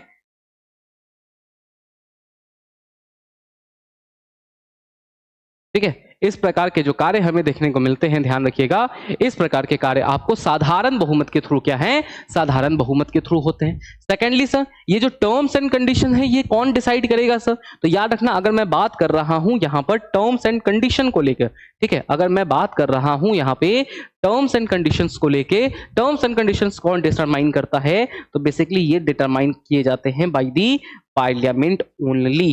ठीक है, किसके द्वारा डिटरमाइन किए जाते हैं? तो याद रखना ये जो टर्म्स एंड कंडीशन है, ये टर्म्स एंड कंडीशन बेसिकली कौन डिटरमाइन करता है? तो ये टर्म्स एंड कंडीशन हमें देखने को मिलता है कि केवल और केवल, ठीक है, ये जो बेसिकली आपके टर्म्स एंड कंडीशन है, ये टर्म्स एंड कंडीशन बेसिकली केवल और केवल कौन डिटरमाइन करता है? तो भारत का जो संसद है उसके द्वारा डिटरमाइन किया जाता है। यानी कि अभी भारत के बाहर से किसी राज्य को भारत में मिलाना था, तो यह कार्य किसने किया है? तो यह कार्य हमें देखने को मिलता है कि इस प्रकार का जो कार्य है वो क्या है सर? वो हमको देखने को मिलता है कि संसद के द्वारा किया जाता है। अब बात आती है कि सर अगर मौजूदा राज्यों में किसी भी प्रकार का कोई फेरबदल करना है, यानी कि भारत के जो एग्जिस्टिंग स्टेट्स हैं, ठीक है, भारत के हमें जो एग्जिस्टिंग स्टेट्स देखने को मिलते हैं, उन एग्जिस्टिंग स्टेट्स में किसी भी प्रकार का कोई अगर हमें चेंजेस करने हैं, ठीक है, जो भारत के एग्जिस्टिंग स्टेट्स है, उन एग्जिस्टिंग स्टेट्स में किसी भी प्रकार का यदि हमें कोई भी चेंज करना है, तो वो कैसे होता है? याद रखना, वो हमें देखने को मिलता है article 3 of the Indian constitution के द्वारा होता है। कैसे होता है? Article 3 of the Indian constitution के द्वारा होता है। अगला क्वेश्चन, ये कार्य करता कौन है सर? तो याद रखना ये भी कार्य क्या होता है? तो सर रखना ये भी कार्य बेसिकली क्या है? तो ये कार्य भी आपको जो भारत की संसद है वो संसद के द्वारा किया जाता है। अब बात आता है कि सर इसमें क्या क्या हो सकता है? लॉजिकली समझना, मान लो कोई एक बहुत बड़ा राज्य है सर, इस राज्य का विभाजन करके दो छोटे छोटे राज्य बनाने, उसी प्रकार से हमें देखने को मिल रहा है कि दो छोटा छोटा राज्य है, इन दोनों राज्यों को आपस में मिलाकर एक राज्य कर देना, यानी कि दो राज्यों को आपस में मर्जर कर देना है, या किसी राज्य का डिवीजन करना है, या किसी एक राज्य है, ठीक है, उसमें किसी दूसरे राज्य के कुछ क्षेत्रों को मिला देना है। ये सारे कार्य कब से होंगे सर? तो ये सारे कार्य कौन कर सकता है? तो इस प्रकार के सारे कार्य, all these kinds of work are basically done by the parliament under article 3 of the Indian constitution. आप मुझे एक बात बताओ, अगर किसी राज्य का आप बंटवारा कर रहे हो, विभाजन कर रहे हो, ठीक है, बिहार को काट के बिहार झारखंड बना रहे हो, ठीक है, यूपी के काट के यूपी और उत्तराखंड बना रहे हो, तो वैसे कंडीशन में जो एरियाज होंगे वो प्लस माइनस दोनों हो सकते हैं। हाँ सर, जब एरिया चेंज हो रहा है तो जो सीमाएं होती हैं उस राज्य की, जो बाउंड्रीज होते हैं वो स्टेट के, वो बाउंड्रीज आपको चेंज होंगे कि नहीं होंगे? ठीक है, बेसिकली जो आपके जो बाउंड्रीज हैं, ठीक है, हमें देखने को मिल रहा है कि भाई जो हमारे बाउंड्रीज हैं वो बाउंड्रीज बेसिकली जो है वो आपके चेंज होंगे कि नहीं? तब बाउंड्रीज चेंज होंगे तो सर अकॉर्डिंगली क्या है सर, आप देख सकते हैं क्या क्या देखने को मिलता है। पार्लियामेंट में form a new state by separation of a territory or by uniting two or more states or parts of a state or uniting any territory to a part of any state। दूसरा है किसी राज्य की सीमाओं में परिवर्तन करना है सर, किसी राज्य के क्षेत्र को घटाना हो, किसी राज्य के क्षेत्र को बढ़ाना हो, या हमें देखने को मिलता है कि अगर मैं आपसे आज के डेट में पूछूं कि भाई मुझे एक बात बताओ कि आपकी जो सबसे बड़ी आइडेंटिटी है, आपका जो सबसे बड़ा पहचान है, वो सबसे बड़ा पहचान आपका हमें क्या देखने को मिलता है? तो आप कहेंगे सर, ठीक है, आप कहेंगे कि हमारा जो सबसे बड़ा पहचान है आपका नाम है। तो बेसिकली अगर किसी राज्य के नाम में हमें देखने को मिलता है कि कोई परिवर्तन करना है, तो ये इस प्रकार के सारे कार्य कौन करेगा सर? तो इस प्रकार के सारे कार्य हमें देखने को मिलता है कि ये कार्य किए जाते हैं संसद के द्वारा। यानी कि सर अगर मैं अब यहाँ पे डालता हूं कि सर मौजूदा राज्यों के साथ अगर कोई बदलाव करने हैं सर, जो भारत में मौजूदा राज्य हैं सर, मौजूदा राज्यों के साथ, ठीक है, मौजूदा राज्यों के साथ अगर किसी भी प्रकार का कोई परिवर्तन, किसी भी प्रकार का कोई बदलाव करना है, तो वो बेसिकली कैसे होता है सर भारत के अंदर? वो हमें देखने को मिलता है कि भारतीय संविधान का जो आपका अनुच्छेद 3 है, ठीक है, जो भारतीय संविधान का अनुच्छेद 3 है उसके तहत हो सकता है। अनुच्छेद 3 के तहत ये करने का अधिकार किसको दिया गया है सर? ये जो अधिकार है अनुच्छेद 3 के तहत ये हमने किसको दिया है? तो याद रखना ये अधिकार हमें देखने को मिलता है कि यह अधिकार बेसिकली हमने संसद को दिया है। अब बात आती है कि जो संसद ये कार्य करेगा, संसद फिर ये कार्य कैसे करेगा सर?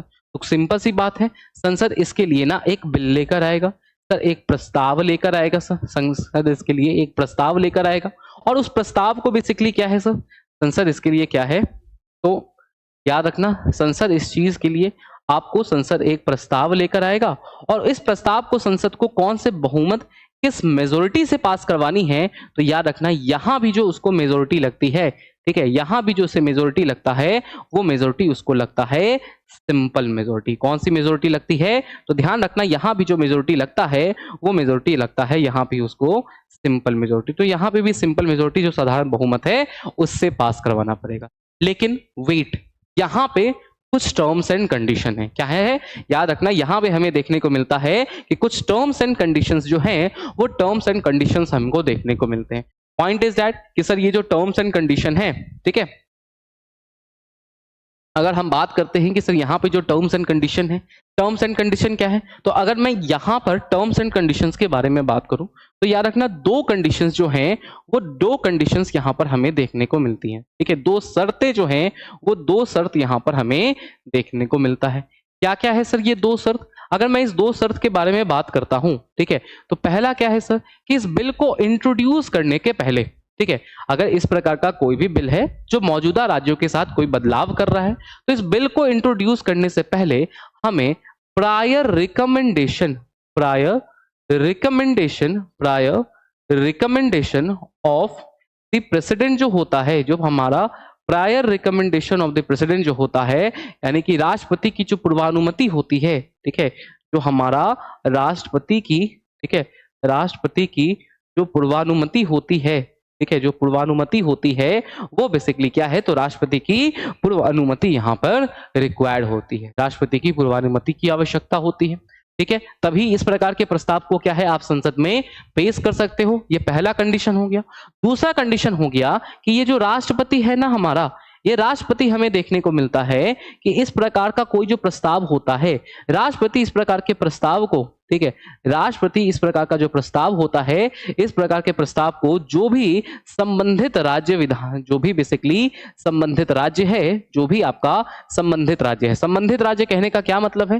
संबंधित राज्य कहने का मतलब है कि वो राज्य जिसके साथ इस प्रकार के चेंजेस हो रहे हैं, तो संबंधित राज्य को अपना जो भी उसका बेसिकली उसका ओपिनियन है, उसकी जो भी एडवाइस है, उसका ओपिनियन बेसिकली अपना ओपिनियन भेजने के लिए उसे भेज देते हैं, ठीक है। अब ये जो राज्य है ना, इस राज्य को बेसिकली क्या होता है, तो याद रखना 14 दिनों का समय दिया जाता है। क्या है? इस राज्य को हमें देखने को मिलता है कि सर भाई साहब इस राज्य को बेसिकली 14 दिनों का क्या है, तो इस राज्य को 14 दिनों का टाइम दिया जाता है कि 14 दिन के अंदर आप इससे खुश हैं बता दो, आप इससे ना खुश हो आप वो भी बता दो, खुश हो फिर भी बता दो, ना खुश हो फिर भी बता दो, कोई दिक्कत नहीं है।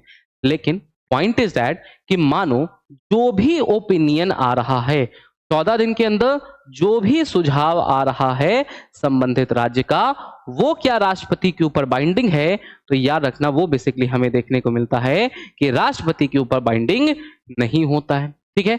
ये पहला कंडीशन हो गया। एक और कंडीशन हो सकता है, कंडीशन ये है कि इन 14 दिनों के अंदर बेसिकली जो है ना, ये राज्य अपना ओपिनियन एक्सप्रेस नहीं कर पाता है, तो क्या राष्ट्रपति रुकेगा आगे के लिए? नहीं, राष्ट्रपति 14 दिनों के आगे भी नहीं रुकेगा। वो बेसिकली 14 दिन के पीरियड के बाद क्या होता है, तो राष्ट्रपति हमको देखने को मिलता है कि वो बेसिकली आगे की ओर मूव कर जाते हैं। क्या है? राष्ट्रपति हमें देखने को मिलता है कि वो बेसिकली आगे की ओर मूव कर जाते हैं। तो इसका मतलब है, इसका मतलब हुआ कि सर अगर मैं ऑब्जर्वेशन के ऊपर अब आ जाऊं, ठीक है, अगर बेसिकली यहां पर मैं अब आपको ऑब्जर्वेशन के ऊपर आ जाता हूं, तो ऑब्जर्वेशन में ना मैं अब एक चीज, एक ट्राइंगल बनाता हूं, ठीक है। ऑब्जर्वेशन में मैं अब एक और ट्राइंगल बनाता हूं, ठीक है। ट्राइंगल क्या बना रहा हूं सर? हमारी जो कल की क्लास थी उस क्लास में हम लोगों ने आर्टिकल 1, आर्टिकल 2 और आर्टिकल 3 जो है, इस आर्टिकल 3 के बारे में पढ़ा था, ठीक है। आर्टिकल 1 हमें क्या बता रहा था सर? अगर हम आर्टिकल 1 को देखते हैं, ध्यान से सुनना मेरी बात को, ठीक है। अगर बेसिकली क्या है, अगर बेसिकली हम आपको, ठीक है, अगर बेसिकली क्या है, हम यहां पर आपको आर्टिकल 1 को देखते हैं, अगर बेसिकली क्या है, हम आर्टिकल 1 को देखते हैं, तो आर्टिकल 1 ने क्या कहा था सर? आर्टिकल 1 ने बताया था कि इंडिया का जो मॉडल है वो इंडिया का मॉडल क्या है, तो हमें पता चला था भारत का मॉडल होल्डिंग टुगेदर मॉडल है, ठीक है। इंडिया क्या है सर? तो हमें पता चला था, तो इंडिया बेसिकली आपका यूनियन ऑफ स्टेट्स है। भारत क्या है? तो भारत आपको राज्यों का संघ है। क्या है भारत? भारत हमें देखने को मिला था कि भारत बेसिकली आपका राज्यों का संघ है, और क्योंकि राज्यों का संघ है तो हमें देखने को मिलता है कि हमें यह भी पता चला था कि राज्यों का संघ है और होल्डिंग टुगेदर वाले मॉडल में है। तो होल्डिंग टुगेदर मॉडल जो होता है ना, मैंने कहा था देश की एकता, अखंडता, देश की एकता, अखंडता और जो संप्रभुता होती है, इस संप्रभुता के ऊपर ज्यादा बेसिकली क्या होता है सर, तो हमें देखने को मिलता है कि देश की एकता, अखंडता, एकदम ध्यान से सुनना मेरी बात को, मजा आ जाएगा। देश की एकता, अखंडता, संप्रभुता के ऊपर ज्यादा ध्यान देती है। संप्रभुता के ऊपर ज्यादा ध्यान देती है, इसका मतलब होता है कि यहाँ पे हमें क्या है, जो सेंट्रल गवर्नमेंट है, जो यूनियन गवर्नमेंट है सर, जो यूनियन गवर्नमेंट है, उसे ज्यादा अधिकार, उसे मोर पावर्स क्या है, मोर पावर्स दिए जाते हैं। यहां तक तो सेटल है ना, कल की क्लास में देखा था, हाँ कि ना? हाँ सर, हमने देखा था। अब अकॉर्डिंगली हमने देखा था कि सर अगर मानो बंगाल है, अगर मानो बिहार है, तो सब बिहार जो तुम हो ना, बिहार में बिहार सरकार को राइट क्यों मिला है कि बिहार के क्षेत्र में आप पूरा एडमिनिस्ट्रेशन संभाल सकते हो? वो इसलिए मिला है क्योंकि आप भारत के हिस्से थे। कंट्री ने खुद बोला, कंट्री ने खुद अडॉप्ट किया कि हम क्या करेंगे, हम बेसिकली क्षेत्रीय जो सरकार होगी, जो राज्य सरकारें होंगी, जो प्रांतीय सरकार होगा, जो प्रोविंशियल गवर्नमेंट होगा, उसका फॉर्मेशन करेंगे। तो आप को वो राइट इसलिए मिला है अपने डोमेन में क्योंकि आप बेसिकली क्या है, परिवार के अंग है। आपको किसी भी हालत में परिवार को छोड़कर जाने का क्या है, राइट नहीं है। कल पढ़ाया था ना, भारत अविनाशी संघ है, विनाशकारी राज्यों का। क्या मैंने लिखा था? मैंने यहाँ पे कल की क्लास में लिखा था, India is basically indestructible union, India is basically the indestructible union of destructible states, indestructible union of destructible state. तो मैंने ये जो डिस्ट्रक्टेबल स्टेट पढ़ा है ना, ये डिस्ट्रक्टेबल स्टेट, अब मुझे पता चल गया है कि ये जो डिस्ट्रक्टेबल स्टेट है, इसका तात्पर्य कहीं ना कहीं ये जो आर्टिकल 3 है ना सर, ये जो आर्टिकल 3 है, इसका रिलेशन कहीं ना कहीं मुझे नजर आता है कि इस आर्टिकल 3 का रिलेशन वहां से है। नाउ आर्टिकल 3 में मुझे क्या देखने को मिला कि आर्टिकल 3 में मुझे देखने को मिला कि जब स्टेट्स के साथ चेंजेस हो रहे थे, तो सर एक बार अगर सेंटर ने सोच लिया कि राज्य के साथ क्या चेंज करना है, बीट फॉर एनी रीजन, हो सकता है एडमिनिस्ट्रेटिव कन्वीनियंस जो है वो एक रीजन है, लेकिन एक बार अगर सेंटर ने सोच लिया राज्य के साथ क्या बदलाव करना है, तो वो राज्य में बदलाव हमको देखने को मिलता ही है।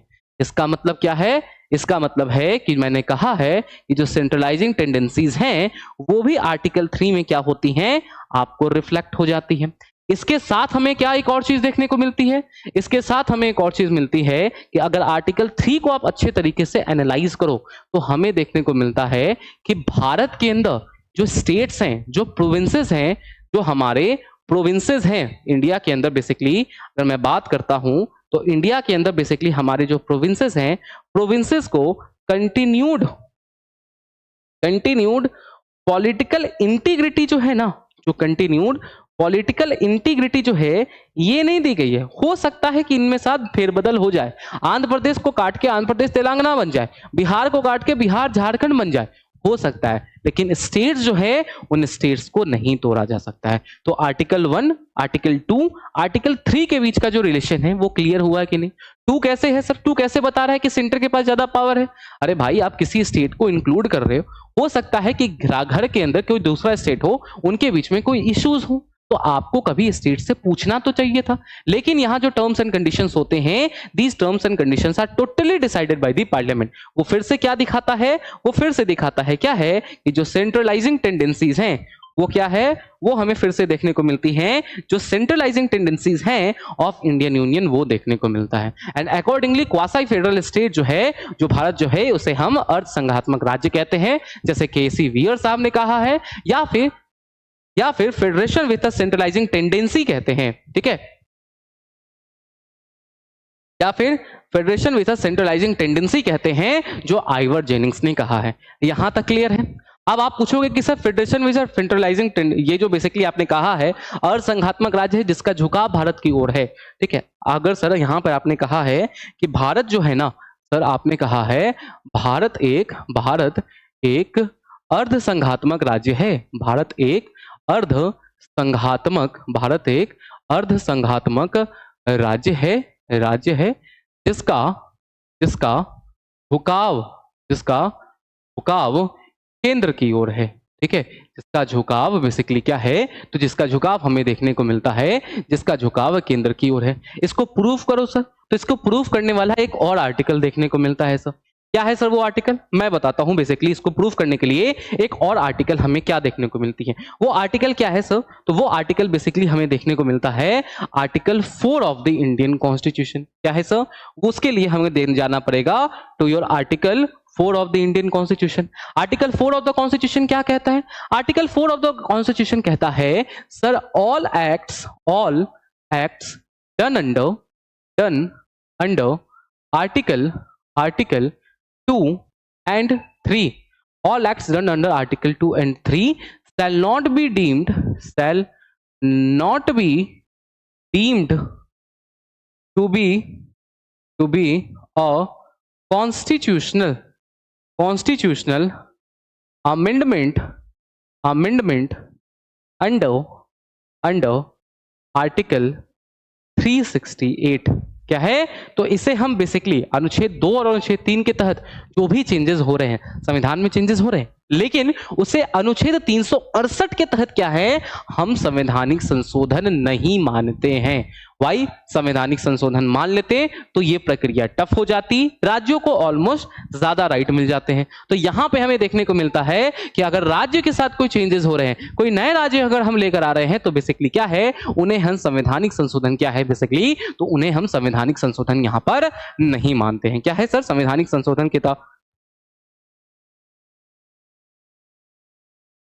क्या हुआ मनीष? ठीक है, इसीलिए क्या है सर, तो उसे बेसिकली क्या है, तो हम जो संवैधानिक संशोधन है उसे हम नहीं मानते हैं। ठीक है, अब देखो सर बेसिकली क्या है अब देखो सर बेसिकली अगर हम आते हैं तो आर्टिकल 3 का इंप्लीकेशन क्या है सर? तो आर्टिकल 3 में हमें देखने को मिलता है क्या है सर, संसद अपनी इच्छा के अनुसार, क्या है, संसद अपनी इच्छा के अनुसार भारत का राजनीतिक मानचित्र फिर से खींच सकता है, बिल्कुल है, और संविधान द्वारा किसी भी राज्य को क्षेत्रीय अखंडता, पॉलिटिकल और बेसिकली टेरिटोरियल इंटीग्रिटी और कंटिन्यूड एग्जिस्टेंस या निरंतर अस्तित्व की गारंटी नहीं दी गई है। इसीलिए क्या है, भारत को हम indestructible union of destructible states जो है वो बेसिकली क्या है, इसीलिए हम भारत को indestructible union of destructible states के तौर पर बेसिकली क्या है, हम यहां पर जानते हैं। यहां तक क्लियर है क्या सभी को?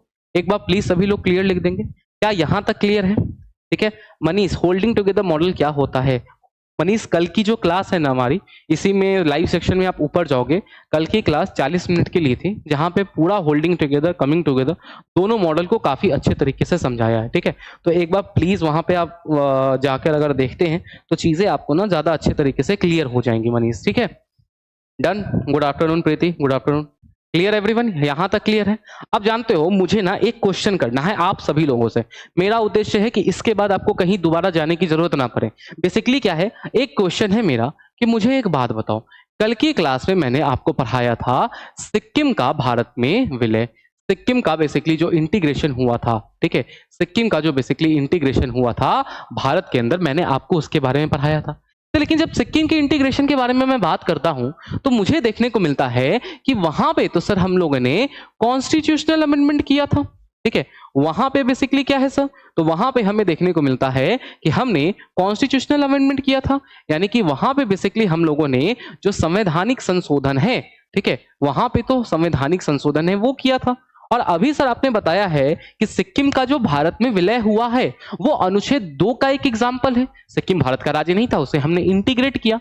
तो सर जब साधारण बहुमत से कर सकते थे, लेकिन फिर भी हमने इसे संवैधानिक संशोधन क्यों माना? जब अनुच्छेद 2 के तहत इसकी कोई रिक्वायरमेंट क्या है, तो अनुच्छेद 2 के तहत इसकी बेसिकली हमें, जब बेसिकली अनुच्छेद 2 के तहत क्या है, तो अनुच्छेद 2 के तहत हमें इसकी कोई रिक्वायरमेंट बेसिकली क्या है, इसकी कोई रिक्वायरमेंट हमें यहां पर देखने को नहीं मिलती थी। उसका रीजन क्या है सर, वाई हमने कॉन्स्टिट्यूशनल अमेंडमेंट किया है? अगर कोई एग्जाम में क्वेश्चन आता है सर कि वाई किया है सर, तो वाई के पीछे का रीजन है कि जो सिक्किम है ना सर, सिक्किम का जो केस स्टडी है वो अपने आप में डिफरेंट है। सिक्किम को हमने पहले क्या बना दिया था, तो सर सिक्किम को पहले हमने बनाया एक एसोसिएट स्टेट। ठीक है, सिक्किम क्या था सर, सिक्किम कल के क्लास में हम लोगों ने पढ़ा था कि जब पोस्ट इंडिपेंडेंस का टाइम था, जब हम भारत को आजादी मिली थी, उस टाइम पे सिक्किम जो था ना वो बेसिकली मोनार्की था। यहाँ पे किसका शासन था सिक्किम के अंदर? जो चोग्याल्स थे, चोग्याल्स बेसिकली सिक्किम के अंदर रूल करते थे। सिक्किम के अंदर चोग्याल्स का शासन था। हमें देखने को मिलता है कि सर हमने पहले सिक्किम को क्या किया कि एसोसिएट स्टेट बनाया। अब कॉन्स्टिट्यूशन में कोई एसोसिएट स्टेट नाम का कोई चीज ऐसा कुछ था नहीं पहले से कि प्रावधान हम बना सकते हैं, तो हमें अलग से कुछ पार्ट्स डालने थे। तो इसके लिए पहले हमने इसके लिए संवैधानिक संशोधन किया। उसके बाद हमें देखने को मिलता है कि आगे चल के सिक्किम में होता है रेफरेंडम। ठीक है, कल की क्लास में हम लोगों ने पढ़ा था, जहां पे सिक्किम की जनता ने किया कि हमें भारत में पूरा मिल जाना है सर, बेटर इंटीग्रेशन हमें चाहिए। उसके बाद बेसिकली क्या होता है, सिक्किम को हम बेसिकली क्या करते हैं, फुल स्टेट जो होता है उस फुल स्टेट का दर्जा देते हैं। तो फुल स्टेट का दर्जा देने के लिए सर सबसे पहले ये जो प्रावधान थे इसको बेसिकली आपको क्या करना था सर, इस प्रावधान को हमें समाप्त करना था, हाँ कि नहीं सर? इन प्रावधानों को नलीफाई करना था, तो सर उसके लिए संवैधानिक संशोधन लाना पड़ गया। प्लस सिक्किम के जो कस्टम्स थे, ध्यान से सुनना, प्लस सर हमें देखने को मिलता है सिक्किम के जो कस्टम्स थे, सिक्किम के जो ट्रेडिशंस थे, जो ग्राउंड रियलिटीज थी थोड़ी डिफरेंट थी, तो उनके लिए हमें स्पेशल प्रोविजंस करना था। और जैसे ही हमने स्पेशल प्रोविजन किया with respect to a particular state, वो क्या बन गया सर? सर वो तो बेसिकली होल्डिंग टुगेदर का एक फीचर था सर। वो सर कल की क्लास में हम लोगों ने पढ़ा था कि वो होल्डिंग टुगेदर का एक फीचर था। और होल्डिंग टुगेदर किससे रिलेट करता है सर? होल्डिंग टुगेदर हमें देखने को मिलता है कि वो भारत का जो फेडरलिज्म है, जो भारत का संघवाद है, वो संघवाद से रिलेट करता है। इसीलिए सिक्किम के लिए हमने क्या किया है सर, तो याद रखना, इसीलिए जो सिक्किम है, सिक्किम के लिए हम लोगों ने यहाँ पर जो संवैधानिक संशोधन है वो हमें सिक्किम के लिए करना पड़ा। यहां तक क्लियर है? क्या ये पिक्चर सबको क्लियर है? यस और नो एक बार क्लियर कर दीजिएगा। Clear everyone? एकदम क्लियर है? संविधान संशोधन करना पड़ा क्या? ठीक है। Now let me ask you one more thing कि सर आपने कहा है कि अनुच्छेद 3 के तहत जो है, ठीक है, let me ask you one more thing कि सर आपने कहा है कि अनुच्छेद 3 के तहत आप जो चेंजेस हैं वो बेसिकली कर सकते हैं। तो क्या अनुच्छेद 3 के तहत क्या हम किसी भारत के किसी एक क्षेत्र को, किसी दूसरे राज्य को, किसी दूसरे देश को सौंप सकते हैं? यस और नो? ये मामला बना था आपको बेरूबारी संघ का मामला, बेरूबारी यूनियन का मामला। बेसिकली हुआ क्या था सर, तो हमें देखने को मिलता है साल था 1958 का। ठीक है, साल क्या था सर? 1958 का। 1958 में बेसिकली क्या है, तो याद रखना 1958 में हमें देखने को मिलता है, होता है नेहरू नून एग्रीमेंट। ठीक है, नेहरू नून एग्रीमेंट होता है जहां पे ट्रांसफर ऑफ बेसिकली क्या थे, जो सेटलमेंट्स थे वो हो रहे थे। एंड भारत जो था वो बेरूबारी संघ का जो क्षेत्र था वो बेसिकली पाकिस्तान को हैंड ओवर कर रहा था। ठीक है, प्रश्न ये उठता है कि क्या हम इसे एग्जीक्यूटिव एक्शन के थ्रू कर सकते हैं कि नहीं। अब जैसे ही ये डिसीजन नेहरू नून एग्रीमेंट आया सामने, पूरे देश के अंदर जो पॉलिटिकल एजिटेशंस थे, याद रखना पूरे देश के अंदर हमें देखने को मिलता है कि जो पॉलिटिकल एजिटेशंस थे पूरे देश के अंदर, भाई साहब आपको पॉलिटिकल एजिटेशन स्टार्ट हो गए। अब जैसे यहाँ पे पॉलिटिकल एजिटेशन स्टार्ट हो जाते हैं तो इसके कारण बेसिकली अनुच्छेद 143 का प्रयोग किया जाता है और बेसिकली जो प्रेसिडेंशियल रेफरेंस होता है वो प्रेसिडेंशियल रेफरेंस किया जाता है। ठीक है, अनुच्छेद 143 के तहत भारत के जो राष्ट्रपति हैं वो बेसिकली क्या करते हैं, तो अपने अधिकारों का प्रयोग करते हैं और वो भारत के सर्वोच्च न्यायालय, भारत के एपेक्स कोर्ट से सलाह मांगते हैं। क्वेश्चन उनसे यह पूछा जाता है कि सर्वोच्च न्यायालय आप हमें यह बात बताएं, ठीक है, आप बेसिकली हमें यह बात बताएं कि क्या एग्जीक्यूटिव एक्शन के थ्रू, क्या कार्यकारी कार्रवाई के थ्रू बेसिकली क्या है गवर्नमेंट ऑफ इंडिया, क्या बाउंड्री सेटलमेंट, क्या गवर्नमेंट ऑफ इंडिया जो है वो बाउंड्री जो है, जो बेसिकली एरिया जो है उनका एक्सचेंज कर सकती हैं या एक्सचेंज बेसिकली नहीं कर सकते हैं। तो इसके रिगार्डिंग जो है, ठीक है, इसके रिगार्डिंग जो है वो सुप्रीम कोर्ट का एक्शन आता है। सुप्रीम कोर्ट साफ तौर पे कहते हैं, सुप्रीम कोर्ट साफ तौर पे कहते हैं, the Supreme Court held that legislative actions are required in such cases. यानी कि सुप्रीम कोर्ट ने साफ कह दिया कि एग्जीक्यूटिव एक्शन के थ्रू आप नहीं कर सकते। अब बात मन में ये डाउट हो सकता है तो आर्टिकल 3 के थ्रू हो सकता है, नहीं भैया, सुप्रीम कोर्ट ने यह भी कहा कि ये जो एक्शन आपको लेना है वो इंडिया की इंटीग्रिटी के ऊपर है, वो इंडिया के फेडरल स्ट्रक्चर से एसोसिएटेड है। तो ये जो आप लेजिस्लेटिव एक्शन करेंगे, ये लेजिस्लेटिव एक्शन अंडर आर्टिकल 368 के थ्रू होगा। दैट इज सर्वोच्च न्यायालय ने माना कि ऐसे मामले में अनुच्छेद 368 के तहत विधायी कार्रवाई की आवश्यकता होती है, ना कि अनुच्छेद 3 के तहत। ठीक है, ना ही कि बेसिकली क्या है कि अनुच्छेद 3 के तहत जो है यहां पर आप चेंजेस कर सकते हैं। हाँ, यहां पे एक और पहलू है जो बेसिकली आपको यहां पर जानना चाहिए। ठीक है, यानी कि एक और पहलू है जो आपको जानना चाहिए। एक चीज तो सर यहां तक आते आते हमने कंफर्म कर लिया। कंफर्म क्या हुआ है कि आर्टिकल 3 जो है वो सीडिंग ऑफ टेरिटरी के लिए क्या है, बराबर नहीं है। कि आर्टिकल 3 के तो ना बेसिकली क्या है, अगर मानो ये हमारा इंडिया देखने को मिलता है ना, ठीक है, आर्टिकल 3 क्या कहता है, ये सर मानो हमारा भारत है तो इसके अंदर रहते हुए कोई चेंजेस करना है करो, लेकिन इसके बाहर आप किसी को दे रहे हो। परिवार से निकालने का राइट बेसिकली क्या है, परिवार से निकालने का राइट नहीं है ना। होल्डिंग टुगेदर, संघ ने सबको पकड़ रखा है, परिवार है, इस परिवार से किसी भी सदस्य को निकालने का हक आपको नहीं है। करना है तो अनुच्छेद 368 के थ्रू जाना पड़ेगा। अनुच्छेद 3 के थ्रू बेसिकली क्या है, आप क्या है यहां पर इस प्रकार की चीजें नहीं कर सकते हैं। दैट इज, ऐसे समझौते को लागू करने के लिए एक अलग संवैधानिक संशोधन की अनिवार्यता होती है। तो इसीलिए बेरूबारी संघ का जो क्षेत्र था, अब उसका ट्रांसफर करने के लिए क्या होता है, तो बेसिकली पार्लियामेंट करती है 9वां संवैधानिक संशोधन 1960, और उसके थ्रू जो है वो बेसिकली यहां पे जो चीजें हैं वो चीजें बेसिकली यहां पर आपको किया जाता है। ठीक है, हाँ, अब एक चीज याद रखना कि अगर कोई सेटलमेंट हो रहा हो, सीडिंग ऑफ टेरिटरी जो होता है वो सेटलमेंट के बराबर नहीं होता है। अगर एक बॉर्डर डिस्प्यूट है उसकी हम सेटलमेंट कर रहे हैं, तो सेटलमेंट जो होता है, अगर हम बॉर्डर डिस्प्यूट्स को सेटल कर रहे हैं, सीमा विवाद का निपटारा कर रहे हैं, तो सुप्रीम कोर्ट ने 1969 में कहा था कि बेसिकली भारत और किसी अन्य देश के बीच सीमा विवाद के निपटारे के लिए संवैधानिक संशोधन की आवश्यकता नहीं है।